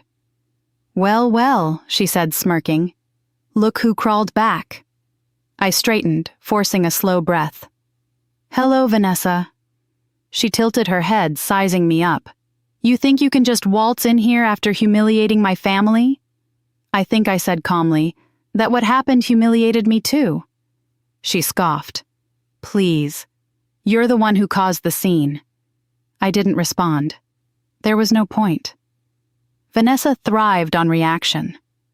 "Well," she continued, her voice dripping condescension, "don't get too comfortable. My mother doesn't want you here, and my father thinks you came to make trouble." I lifted an eyebrow. "Then why did Gavin let me in?" Her jaw tightened. "Exactly." Before she could respond, Marcus's voice boomed from down the hall. "Amelia." I turned. He approached with a stiff smile. "We've had our discussion. Gavin will walk you out." The dismissal was clear, but something in his eyes, a flicker of unease, a tension he couldn't hide, told me he suspected nothing yet. They all believed I had come for closure, for pity, for scraps of emotional mercy. Instead, I was leaving with something far more valuable. Gavin emerged behind him, looking conflicted. "Can I walk you to your car?" I nodded. We stepped outside. The air smelled of damp stone and clipped hedges. Before I could speak, Gavin touched my arm lightly. "Amelia," he whispered, "I don't know what's going to happen next, but please be careful." His concern was real, but his loyalty would never belong to me. I pulled my arm gently away. "Goodbye, Gavin." He looked devastated, but he didn't follow me. I walked to my car with steady steps, slid inside, closed the door, and only then let out the breath I'd been holding. In my pocket, Olivia's scanner pressed against my thigh. Evidence. Access. Entry points. Weaknesses. Everything we needed to go further. I started the engine. For the first time since the wedding fell apart, a fierce, unshakable certainty filled me. This wasn't the end. It was the first strike. The Blackwells had no idea what was coming, and neither did I. Not yet. Dad was pacing the living room when I returned home, his hands clenched behind his back, his shoulders tight with worry. The moment he heard the front door open, he rushed toward me, eyes scanning for any sign I'd been hurt or followed. "You're early," he said sharply, though relief softened the edges of his tone. "Did something happen? Did they—" "I'm fine," I said gently, closing the door behind me. "I did what I needed to do." Olivia stepped in from the hallway, arms crossed, waiting. "Well," I reached into my coat pocket and placed the small encrypted scanner on the table between us. "I got it," I said. Dad let out a shaky breath and sank onto the sofa as though the air had been knocked out of him. Olivia's eyebrows lifted with impressed approval. "I knew you could," she said quietly. I sat beside Dad. Marcus and Elaine didn't suspect anything. Vanessa was... Vanessa. Gavin looked lost. "But I got what we needed," "Good," Olivia said. "Then we keep moving before the window closes." She took the device reverently as though it were a priceless artifact and carried it to the dining table where her laptop waited. Dad and I followed the atmosphere, shifting from relief to concentrated urgency. Olivia plugged the scanner into her machine. Lines of code scrolled across the screen, the system decrypting the captured network data. She leaned forward, fingers flying over the keys. Come on," she murmured. Dad hovered at her shoulder like a storm cloud, quiet but filled with pressure. Within minutes, a diagram populated the screen. A full map of the Blackwell internal network. Dad inhaled sharply. There are dozens of devices. More than dozens, Olivia corrected. Servers, encrypted hard drives, cloud sync points, and this. She highlighted a blinking red node at the bottom of the diagram. I leaned closer. "What is that?" That, she said slowly, is a hidden directory, masked under the guise of a charity event archive. But it has irregular activity. Someone hid something there, something they access privately. Dad frowned. "Marcus," likely Olivia said. "But look at this." Her finger traced another glowing node. "A secondary sync. Someone else also has access." I lifted my eyes to her. "Who?" She clicked again, and a second name appeared next to the private directory. Elaine Blackwell. Dad swore under his breath. So Elaine wasn't just playing socialite. She was safeguarding something so important she needed private access separate from her husband. Olivia continued scanning. "There's more. Look, these are outgoing encrypted calls routed through the home network. They go to offshore numbers tied to 2 known shell companies under the Blackwell portfolio." "What does that mean?" I asked. "It means," Olivia said slowly, "they are cleaning up something. Fast, moving assets, hiding funds. They suspect someone is coming for them." My stomach tightened. "Because of the wedding?" "Exactly," she said. "Your public exit made noise. Investors are nervous. Rumors are circulating. Marcus is scrambling to contain what he knows he can't fully control." She looked up at me, expression grave. "And they'll be ruthless now. Desperate people always are." Dad rubbed a hand across his jaw. "So we stay ahead." Olivia nodded. "And we strike before they can bury everything." She clicked another tab. "I'm pulling timestamps from the internal camera logs." Dad froze. "Cameras." "Yes," Olivia said. "The Blackwell mansion is riddled with them, even in private areas." A cold shiver ran through me. "Did they record what I did?" "No," she said. "That hallway panel wasn't in a monitored corridor." "Smart choice." Dad closed his eyes in relief for a brief, fleeting moment. So, what do we do next? Olivia turned to me. We widened the circle. My pulse skipped. Meaning, she said, it's not enough to gather data. We need allies. People in corporate law, compliance, finance, trustworthy experts who can verify structure and eventually present this evidence so the Blackwells can't dismiss it as fabricated. Dad frowned. But who can we trust? Olivia clicked open an encrypted folder. I've been preparing for this since the day Catherine died. I have contacts. Her old colleagues, former auditors, people Marcus fired when they got too close. My breath caught. You've been building this, waiting for this. She nodded once. Your mother was more than a friend. She was the bravest person I ever knew. When she died, when the official reports didn't add up, I promised myself that if her truth ever resurfaced, I would help finish what she started. Dad's voice cracked. Thank you. Olivia shook her head. Thank Catherine. She typed a message to one of her contacts, then another, then encrypted all outgoing correspondence. By tomorrow morning, she said, we'll have a small team assembled. People who know how to dismantle corruption from the inside. Quietly. Dad and I exchanged a look, fear-laced with hope. What about me? I asked. Olivia studied me. We need you to keep doing exactly what you're doing, acting normal, staying calm, staying in contact with Gavin. I stiffened. Why him? Because he's the weak link, she said bluntly. He's lost, conflicted. He suspects his father is hiding something. He will eventually start asking questions. When he does, he'll come to you. Dad bristled. I don't want her anywhere near him. But Olivia raised a hand. Henry, Gavin is not his father. He's a pawn, and pawns topple kings.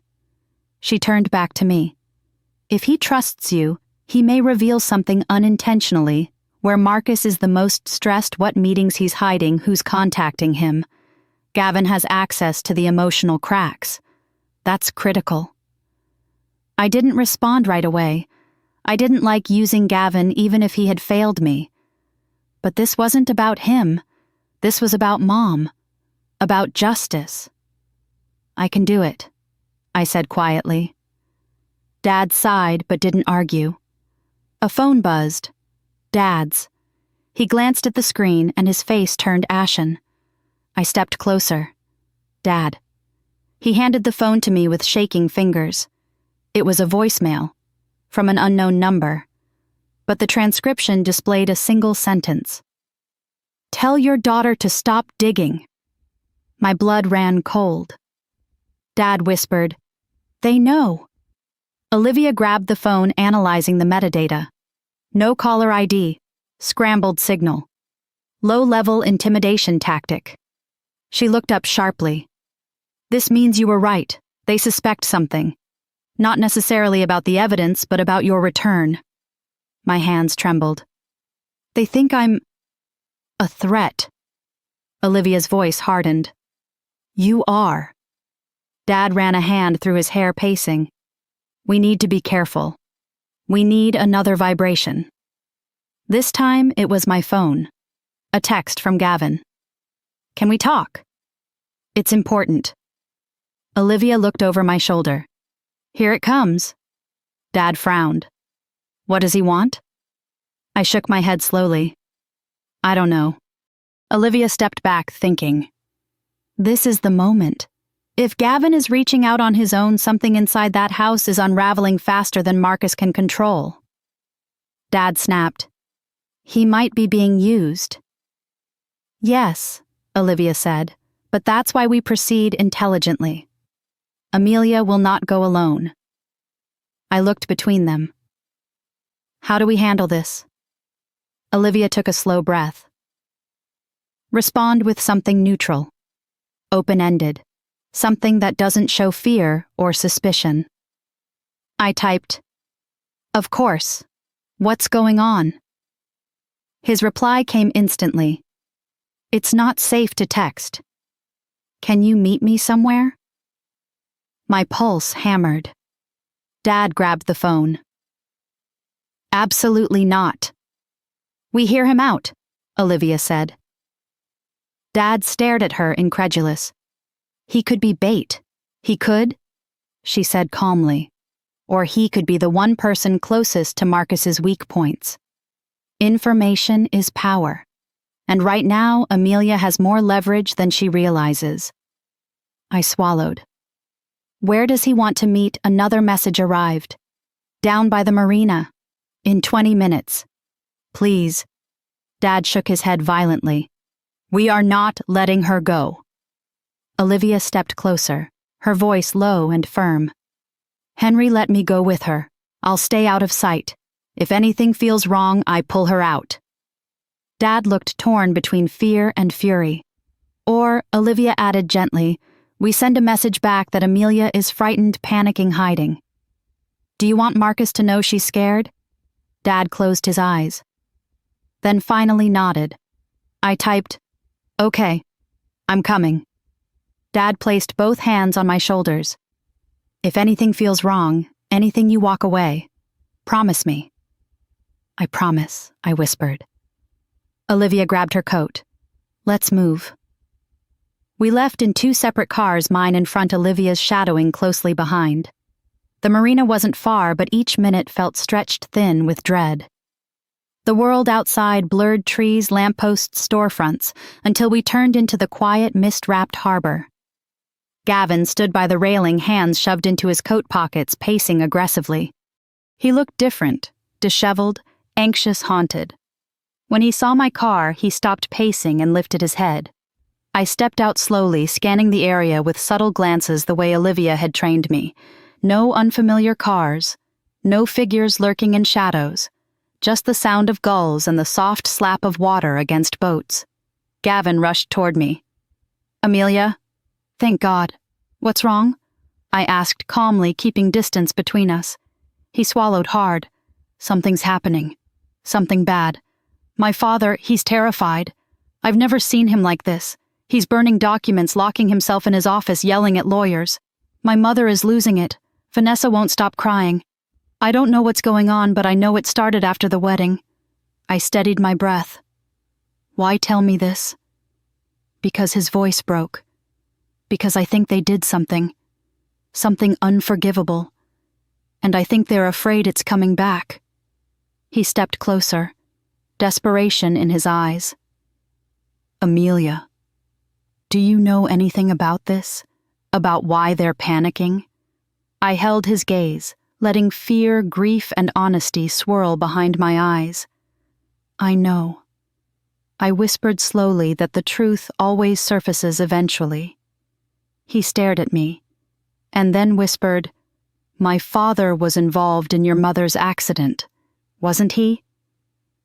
The world froze. The water stilled. My breath caught midair. And somewhere behind me, unseen, I knew Olivia had tightened her grip on her concealed weapon. I felt the shift inside me, an ancient burning clarity. Yes, I whispered. Gavin staggered as though I had struck him. No, he breathed. No, that can't be true. It is. He ran a trembling hand through his hair. My God, what have they done? I kept my voice gentle but firm. Gavin, if you know anything at all, you need to tell me. He looked at me, torn apart from the inside, and then he whispered the words that would change everything. There's a hidden account and a hidden room in the mansion where my father keeps what he calls insurance. I think... His voice cracked. I think it's connected to your mother. The world tilted. My pulse roared in my ears.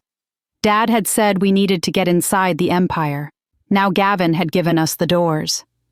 Very quietly, Gavin added, I'll help you. I breathed in slowly. The war had found its opening, and the Blackwells had no idea their downfall had already begun. Gavin stared at me like a man standing on the edge of a cliff, knowing the next step might save him, or destroy everything he'd ever known. His confession hung in the cold marina air, sharp as a blade. A hidden room, a secret account, insurance. My mother's death. I felt the wind lift strands of my hair as if the world itself had paused to listen.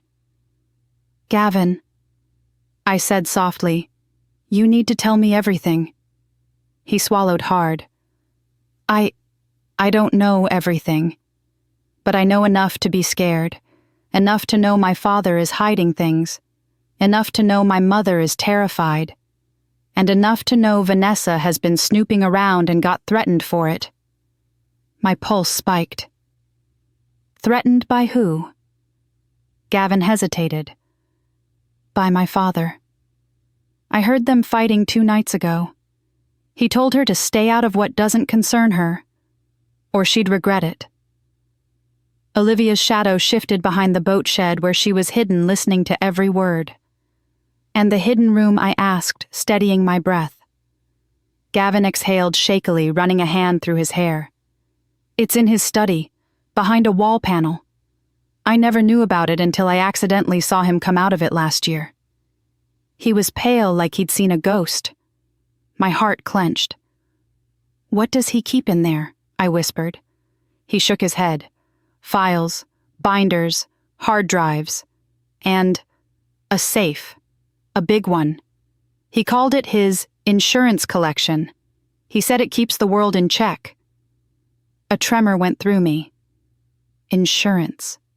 My mother had used the same word. Gavin stepped closer. "Amelia, I think whatever's in that room might explain everything. About the business, about my father, maybe even about your mother." I held his gaze, seeing the truth in his eyes. Fear, guilt, desperation, and something else. A plea. "I don't want to be like him," he whispered. "Help me do the right thing." My throat tightened. "Then you need to help us get inside that room." Gavin flinched. "Inside, Amelia, it's locked. Controlled. My father keeps the only access card on him.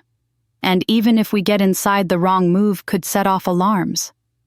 Olivia stepped silently out of the shadows, then calm composed her presence, slicing through the tension like a surgeon's blade. Gavin jumped, startled. "It's okay," I said quickly. "She's with me." Olivia extended a hand. "Olivia Reyes." "Gavin." He shook her hand nervously. You're a private investigator, a professional problem solver," she replied. "One who specializes in the kind of problems your family creates." He paled. Olivia turned to me. "We can breach the room, but not recklessly. We need to map the interior first. See the alarm system, understand the lock." Gavin nodded slowly. "I can get you close.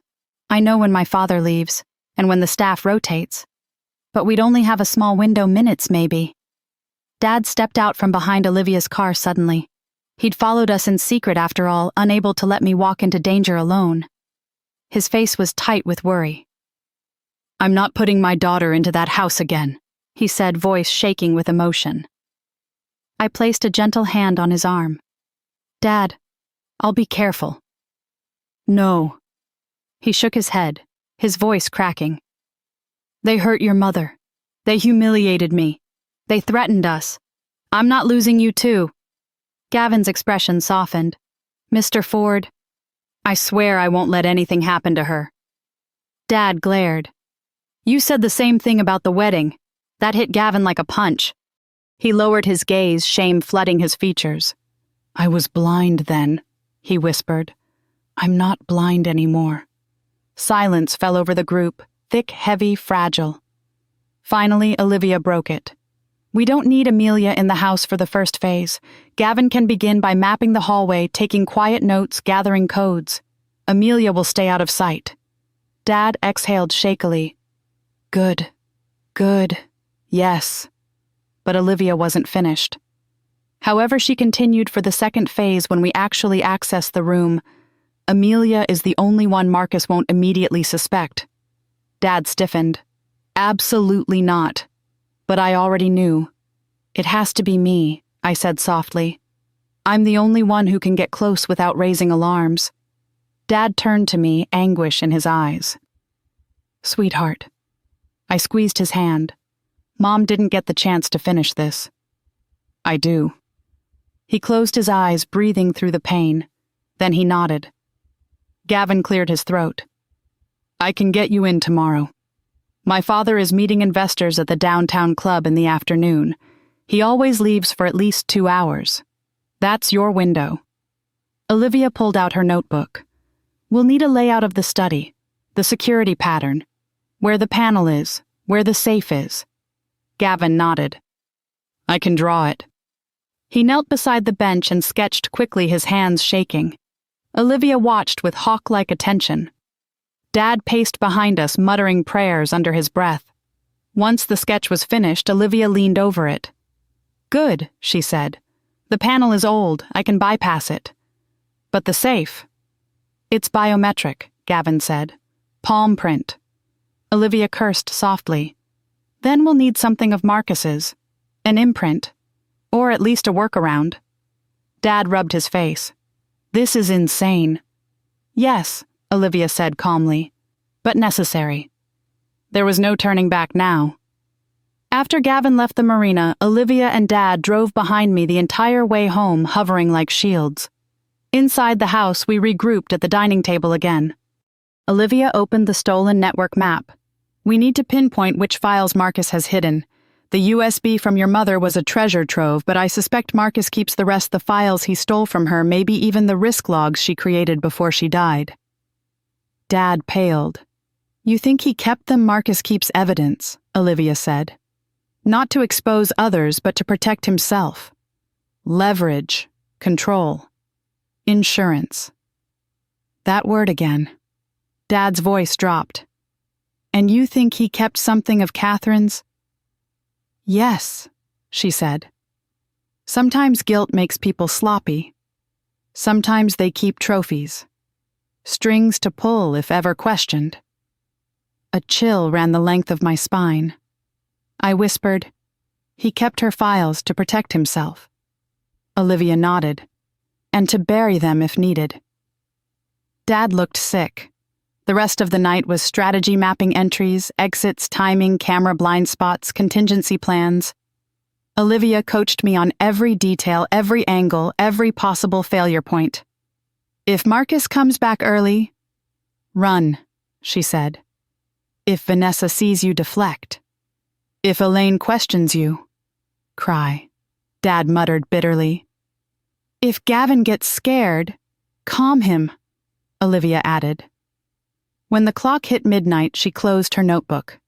Tomorrow, she said quietly, you will walk into that mansion as someone they still underestimate. Do not forget that is your greatest advantage. I nodded slowly. Once she and Dad returned to the living room, I slipped outside onto the porch needing air. The lake shimmered under the moonlight, still and silver. I held the locket in my hand. Mom, I whispered, I'm going in tomorrow. Into the place that took you away from me. The breeze brushed against my cheek, gentle as a hand. I'm scared, I admitted. But I'm ready. Behind me, the porch boards creaked softly. Dad stepped beside me. We stood in silence for a long moment, the weight of the mission pressing down like a second sky. Finally, he spoke. Your mother used to come out here at night too, he murmured. She'd stand right where you're standing now. She'd stare at the water and whisper her plans into the wind. She said the lake listened, that it held everything she was afraid to say out loud. I closed my eyes, imagining her. Dad continued, voice thickening. I couldn't protect her. But I will protect you. I turned to him, tears rising. Dad, you already have. My whole life. He wrapped his arms around me, holding me as though the world might collapse if he let go. Whatever happens tomorrow, he said softly into my hair. We face it together. You hear me. Together. I nodded against his chest, breathing in the comfort and fear and fierce, unbreakable love that had shaped my entire life. Tomorrow I would walk back into the Blackwell mansion.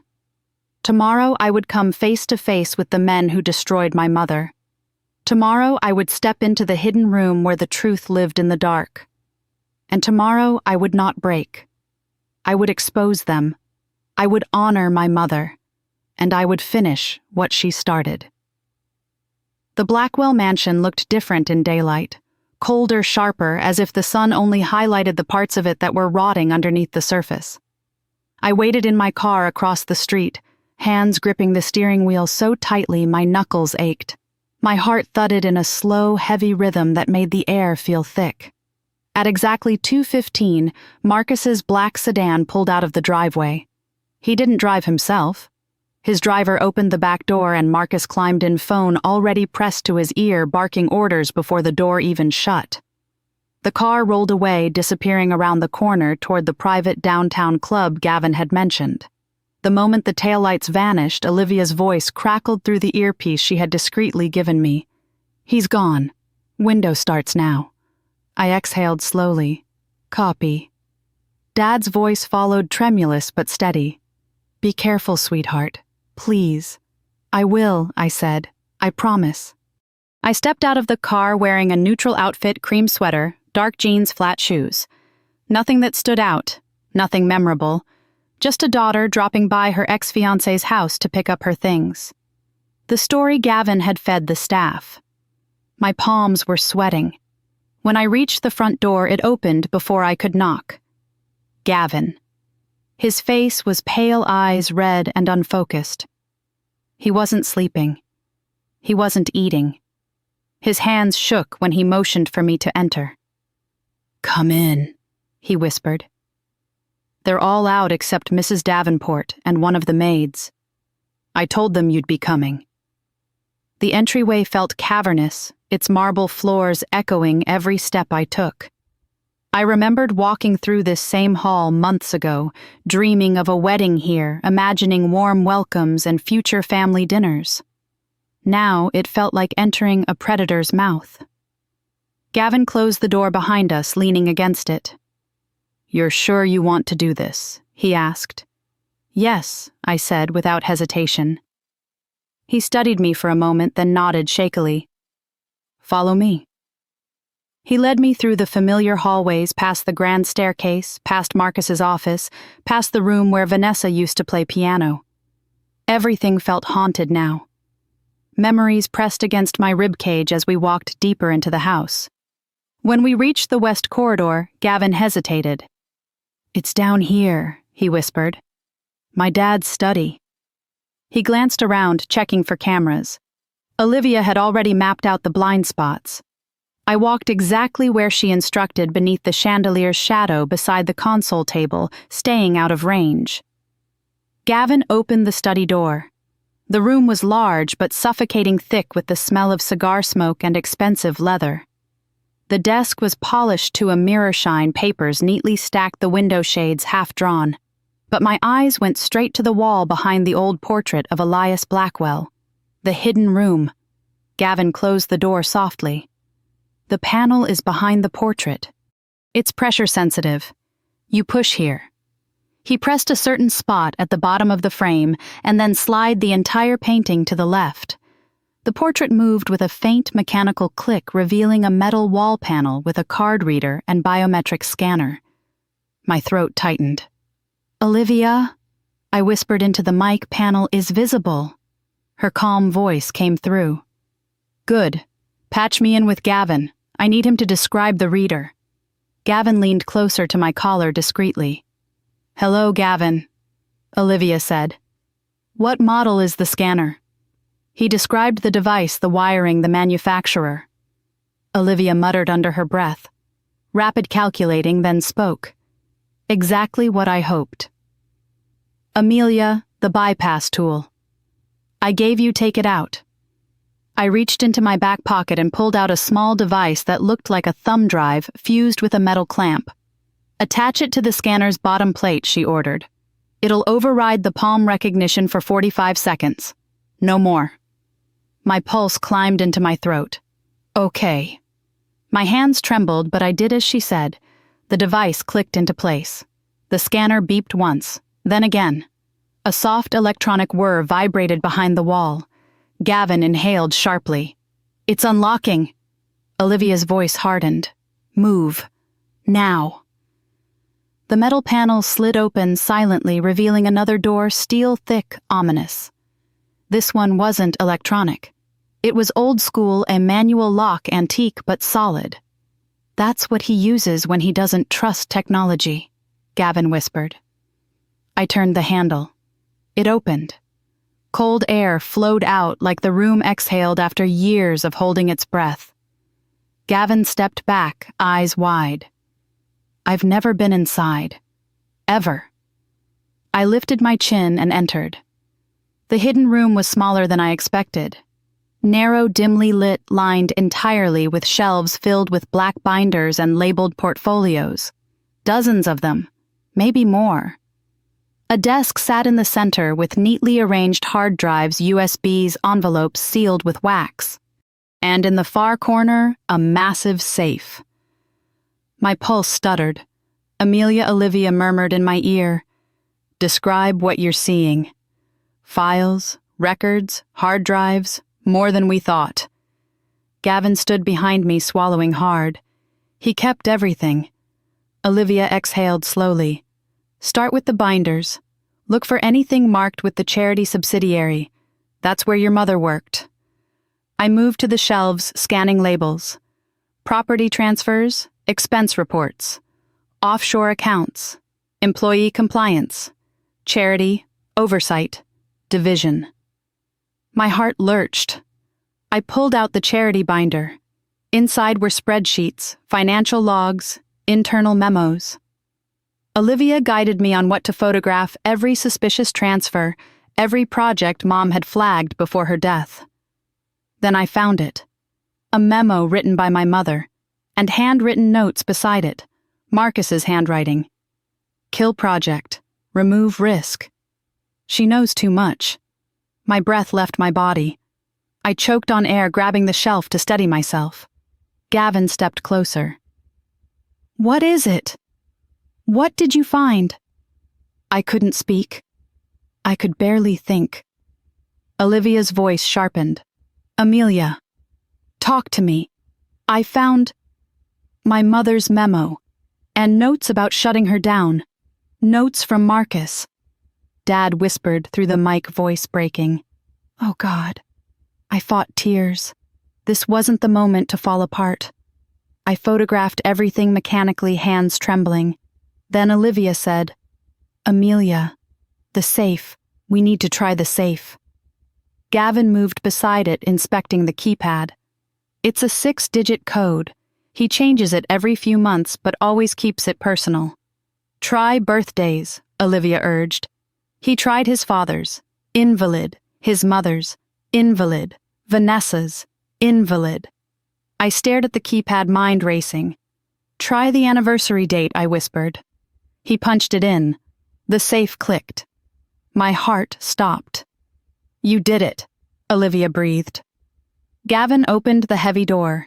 Inside were stacks of cash passports, more drives, and an envelope labeled in bold marker C. Ford. Incident report. Private. Do not file, destroy after reading. My knees weakened. Amelia. Olivia said urgently, "Take it. Everything inside that envelope, take photos and take the physical copy." I did. Inside were documents describing the night my mother died. She had left the office late after fighting with Marcus over the charity audit. She got into her car. She drove off.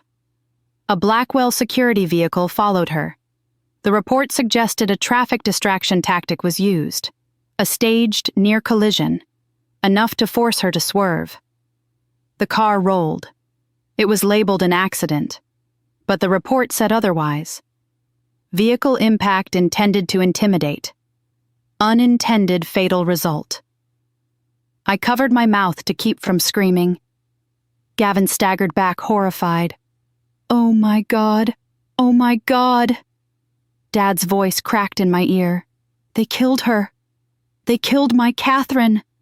Footsteps echoed outside the hall. Gavin's head shot up. "Oh no." "Who is it?" I whispered. But I already knew. "Elaine." Her voice drifted through the hall. "Amelia Gavin. Why is the study door open? Panic surged through my veins. Olivia's voice was sharp razor steel. "Close the safe. Hide the envelope. Get out. Now." Gavin scrambled, shutting the safe just as the doorknob rattled. Gavin Elaine called again, suspicious now. "What are you doing in there?" he whispered frantically. "The back door. The service hallway connects to the conservatory." I stuffed the envelope inside my sweater, zipped it up, and ran. We slipped out through the secondary door at the back of the study just as Elaine swung the main door open. Gavin pulled me into the narrow service corridor, our breaths ragged. Olivia whispered, "Left, down the stairs, out through the side garden." We moved like ghosts. At the bottom of the stairs, Gavin caught my arm. "Promise me," he whispered urgently, "you won't face him alone." My throat tightened. "I won't." He let go. I disappeared out the side entrance, down the path, and out the gate into the street. Only when I reached my car did I let the sob burst free. Dad and Olivia pulled up seconds later. Dad ran to me, gathering me into his arms, his chest shaking. "What happened? Are you hurt? Amelia?"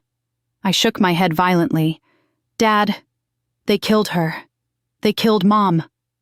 He froze. His breath hitched, then his face crumpled. Olivia stepped forward slowly. "We have proof now. Hard proof." I clutched the envelope to my chest. He murdered her, Olivia. It was planned. They covered it up. He killed her. Olivia's eyes hardened, cold and lethal. "Then this is no longer just exposure," she said. "This is takedown." Dad lifted his head, voice trembling with fury. "We end him." The air around us felt electric, charged, unbreakable. For years, Marcus had held the world in his fist, but now we held the reason it would all collapse. Tomorrow the war would begin. And this time, I wasn't the one who should be afraid. Dad sat hunched over the dining table long after the sun had risen, the envelope spread open between his trembling hands. I had never seen him look so hollow, so stripped of breath. His eyes tracked each line of the report again and again, as if rereading it might somehow soften the truth it carried. "They chased her," he whispered hoarsely. "They chased her off the road." I sat beside him close enough to feel the tremor in his body. My chest felt tight with a grief so sharp I thought it might cleave me in two. "They didn't mean to kill her," I said quietly, repeating the words from the report. "But they meant to silence her." Dad shook his head slowly. "Intent doesn't matter. They destroyed her life. They destroyed ours." And Marcus walked away clean. Not anymore, I thought. Olivia paced the kitchen, her jaw locked, her mind racing. She had been awake all night, analyzing the contents of the envelope, cross-checking files, digging deeper into the Blackwell network. Her laptop was open on the counter screens, filled with financial webs and offshore accounts. "We have enough to expose him publicly," she said finally. "But public exposure alone won't break him completely. He has backup networks, contingency funds, people on his payroll who will fight to keep him afloat." I rubbed my temples. "So what do we do?" "We hit him from every side," she replied. "Financially, legally, socially, and internally." Dad looked up. Internally, Olivia nodded. "Marcus's power isn't just in his wealth. It's in the loyalty or fear of the people who surround him. If we crack that foundation, the rest will fall." I exhaled slowly. "We start with the charity division." "Yes," she said. "Your mother's division. The same place where she uncovered the fraud. The same place Marcus buried everything." Dad's voice hardened. "It's poetic." Olivia continued. "The charity funds were funneled into offshore accounts Marcus controlled. Thousands of employees, donors, and beneficiaries were unknowingly defrauded. If this information goes public, the fallout will be massive. Lawsuits, criminal charges, investors fleeing. The board will have no choice but to remove him." Dad squeezed my hand. "And that's only the beginning." A phone buzzed on the table. Gavin. My pulse stumbled. He had been terrified after what happened yesterday. We hadn't heard from him since. The message preview read, We need to meet. My father knows someone was in the study. He's furious. I swallowed hard and opened the full text. He suspects you. You need to be careful. Dad snatched the phone from my hand. You're not meeting him. But Olivia raised a hand. We need information. Gavin is our only connection inside that house. Dad glared. He's also Marcus's son. And he hates what his father is becoming, she countered.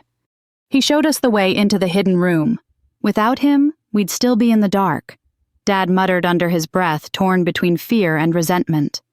I typed back, where Gavin replied instantly. The old conservatory, half an hour. Please. I stood up. I'll go. Dad's chair scraped violently across the floor. No, Amelia, listen to me. But Olivia stepped between us. Henry, if Marcus knows someone entered the study, he'll try to patch every hole. Destroy files, hide assets, transfer accounts. Before we can act. Dad's jaw clenched. He looked at me, then at the envelope, then at the floor. You go, he said finally. But Olivia goes with you. I nodded. 20 minutes later, I stood at the edge of the old conservatory behind the Blackwell estate, heart pounding as I pushed open the rusted door. The glass walls were cracked, the air heavy with the smell of damp soil and forgotten orchids. Sunlight filtered through broken panes, scattering shards of gold across the floor. Gavin was already there. He looked worse than before, dark circles under his eyes, a split lip, a bruise forming on his cheekbone. My stomach twisted. What happened to you? He shook his head quickly. Nothing. Doesn't matter. His voice was thin, frayed. Listen, you need to know. My father, he's not himself. He's unraveling. He's in full lockdown mode. He fired half the staff this morning. He's calling emergency meetings. He's tearing apart his office. I stepped closer. Does he know it was us? Gavin looked away, jaw tightening. He doesn't know for sure, but he knows someone accessed the study. And because his world is small, because he can only imagine betrayal from those closest, he's starting with me. My breath hitched. Did he hurt you? Gavin gave a hollow laugh. He hurt my whole life. For a moment, he looked like a lost child. Then the pain in his expression hardened into anger. He confronted me last night, asked if I'd been sneaking around, asked if I'd let you in, asked if I was conspiring with you. His voice cracked. He said he should have sent me away to military school when he had the chance. I clenched my fists. Gavin, no. He raised a hand sharply. Don't apologize. This isn't your fault. This is who he is. Tears stung his eyes, but he blinked them back. He took a shaky breath. Amelia, whatever you found in that room, whatever you take public, you have to be ready. My father will burn the world down before he lets anyone destroy him. I know, I whispered. He stepped closer, voice lowering. There's more. He's preparing to move assets out of the country. He called with his finance team about opening channels in Luxembourg and the Cayman network. He's liquidating everything not nailed down. Olivia, hidden behind a line of overgrown ferns, whispered sharply in my earpiece. This is it. This is the pressure we needed. Gavin kept talking, unaware of her presence. And he's watching you, Amelia. He has someone following you. He thinks you still have influence over me. My blood chilled. Are you serious? Gavin nodded. I overheard him on the phone with a security consultant. He said your name. Twice. Olivia whispered, We'll deal with the tail. Stay calm. Gavin stepped back, running a hand through his hair. I don't know how much longer I can stay in that house, he said, voice breaking. I don't know how much more of him I can take. I touched his arm gently. Gavin, thank you. You've already risked everything. He looked up at me, then really looked at me, and for the first time I saw the depth of his guilt. I should have stood up for you at the wedding, he whispered. I should have defended your father. I should have stopped them. I shook my head. We can't change the past. No, he said. But we can destroy the people who tried to control our futures. Before I could answer, Olivia stepped from the shadows. Gavin startled, stumbling back. You were here?" "Yes." Olivia's voice was calm, precise. "I needed to ensure the meeting wasn't compromised." Gavin swallowed. "So, what now?" Olivia folded her arms. "Now we bring your father down."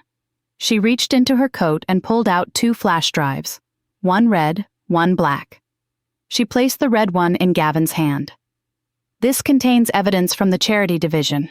Not everything, but enough to cause an internal firestorm. You'll send it anonymously to the board. They'll panic, they'll freeze his accounts, they'll demand an independent investigation." Gavin stared at the drive like it was radioactive. "And the black one," he asked. Olivia slipped it into her own pocket. "That one destroys him publicly." Gavin let out a breath that trembled. "I'll do it," he said. "Tonight." After he left, Olivia and I walked back toward the parking lot. Dad waited near the car, hands stuffed in his jacket pockets, worry etched in deep lines across his face. "Well?" Dad asked. I nodded. "He's helping, more than ever." Dad exhaled shakily. Olivia's voice was colder. "Marcus is mobilizing, trying to hide everything. But now that we know his moves, we can counter them." She looked at me. "Tomorrow morning, when the board receives the red drive, chaos will erupt. And chaos is exactly what we need."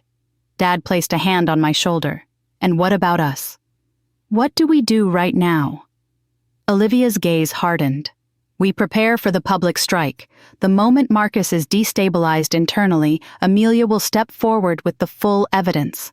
Her mother's files, the hidden report, the audit logs, everything." Dad swallowed. "Are you ready for that, sweetheart?" Was I ready? I looked at the mountains beyond the Blackwell estate, the sky shifting from gold to dusk. "I've waited my whole life for this," I said softly. "I'm ready." Dad's eyes shone with pride and heartbreak. Olivia stepped closer. "Tomorrow, Amelia Ford becomes the name that destroys Marcus Blackwell."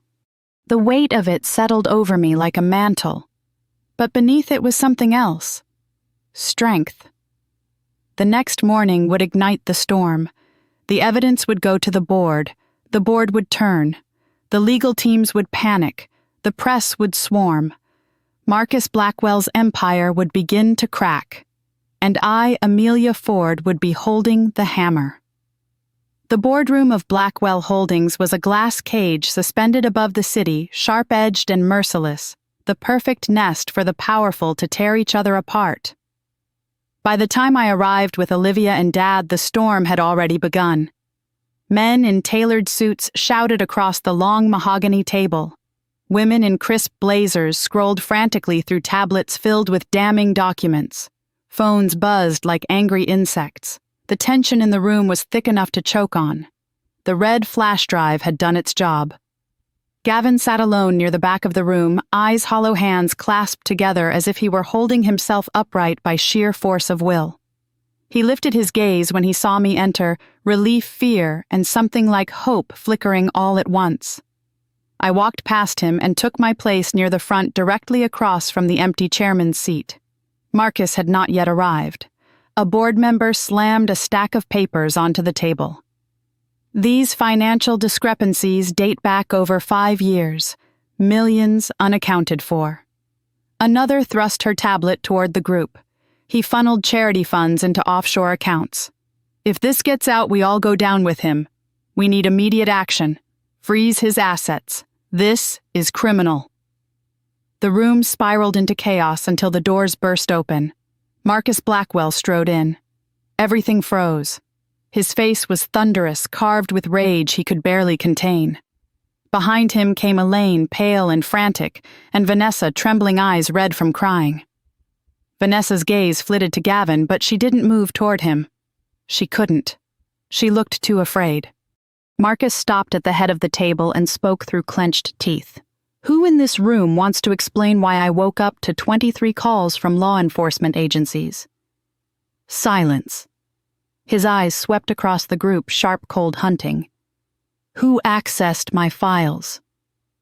No one answered. Cowards, he spat. Then his gaze landed on me. Of course. A smile that wasn't a smile twisted his mouth. Amelia, you just couldn't leave well enough alone, could you? I kept my voice calm. Funny. That's exactly what my mother must have thought. A ripple of gasps swept the room. Marcus's nostrils flared. You don't know anything about your mother. I know enough, I said. I know she found the fraud. I know she confronted you. And I know she died the same night she threatened to report it. Elaine made a choking sound. Vanessa covered her mouth. Gavin lowered his head, shame pouring from him like rain. Marcus slammed his fist against the table so hard the glasses rattled. You watch your mouth. Dad stepped forward, then his voice breaking but strong. No, you watch your hands. You used them to destroy my wife. You used your power to take her away from me. Marcus scoffed. Your wife wasn't careful. She put herself in harm's way. Olivia's voice sliced through the room. A staged traffic distraction isn't harm's way. It's attempted murder. The board exploded. Murder. Is this true? Marcus, answer her. Marcus paced like a caged animal. All of you need to calm down. These accusations are baseless. This entire fiasco has been orchestrated by a bitter ex who wants revenge. Then explain this. I stepped forward and placed the envelope. His envelope on the table. Gasps erupted the moment the board members recognized the label. C. Ford. Incident report. Private. Do not file destroy after reading. Marcus's face drained of all color. Where did you get that? He snarled. From your safe, I said simply. From your hidden room. Behind the portrait of your father. You really should invest in better locks. His jaw clenched, fury igniting in his eyes. I opened the envelope and spread the documents across the table. Impact analysis, internal memos, risk evaluations. The admission that the intimidation tactic resulted in the unintended fatal crash. These are your words, I said. Your notes. Your signature. Board members surged forward, crowding around the evidence. A woman near the center covered her mouth. This could put the entire company under investigation. Another shook his head in disbelief. Marcus, you lied to us. You lied to all of us. Marcus slammed both hands onto the table and shouted, This is taken out of context. It's taken from your own files, Olivia said coolly. Marcus wheeled on Gavin, then eyes bloodshot. You did this. Gavin stood slowly, trembling but resolute. No, father. You did this to yourself. The room erupted again. Board members shouting, phones dialing lawyers, someone yelling to call an emergency vote. Marcus lunged toward Gavin, but two board members stepped between them. Dad moved instinctively in front of me. And then loudly enough to silence the room, one of the senior board members spoke. I call for an immediate vote to remove Marcus Blackwell as CEO of Blackwell Holdings. The room fell dead silent. Marcus stared at them, stunned. You can't, he whispered. I am this company. No, the board member said, you are what's destroying it. The vote was swift, hands raised, one after another, all but two. Marcus stared in disbelief as the final hand lifted.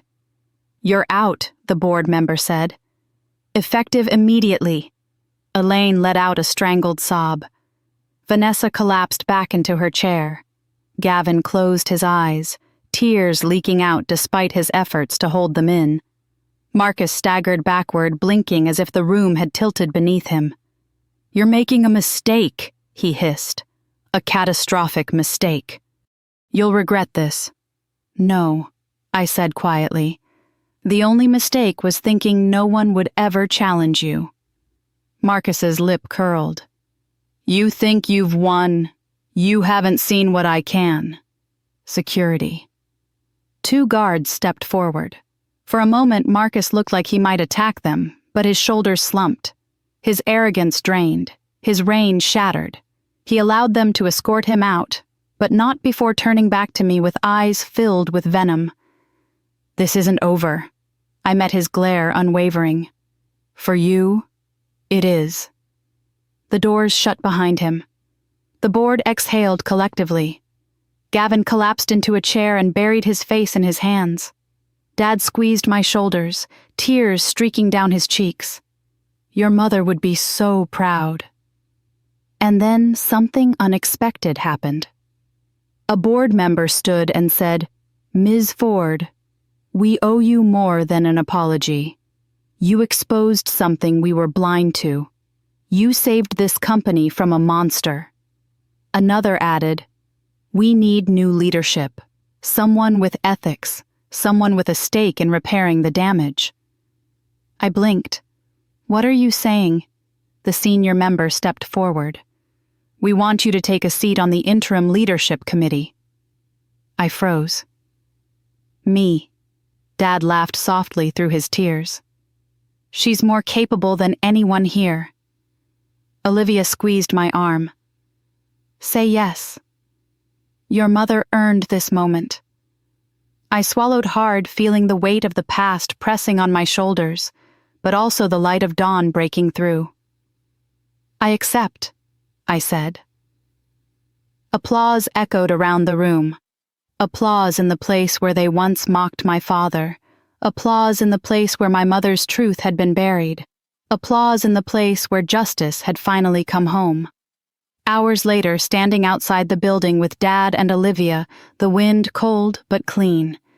I felt a quiet peace settle in my chest.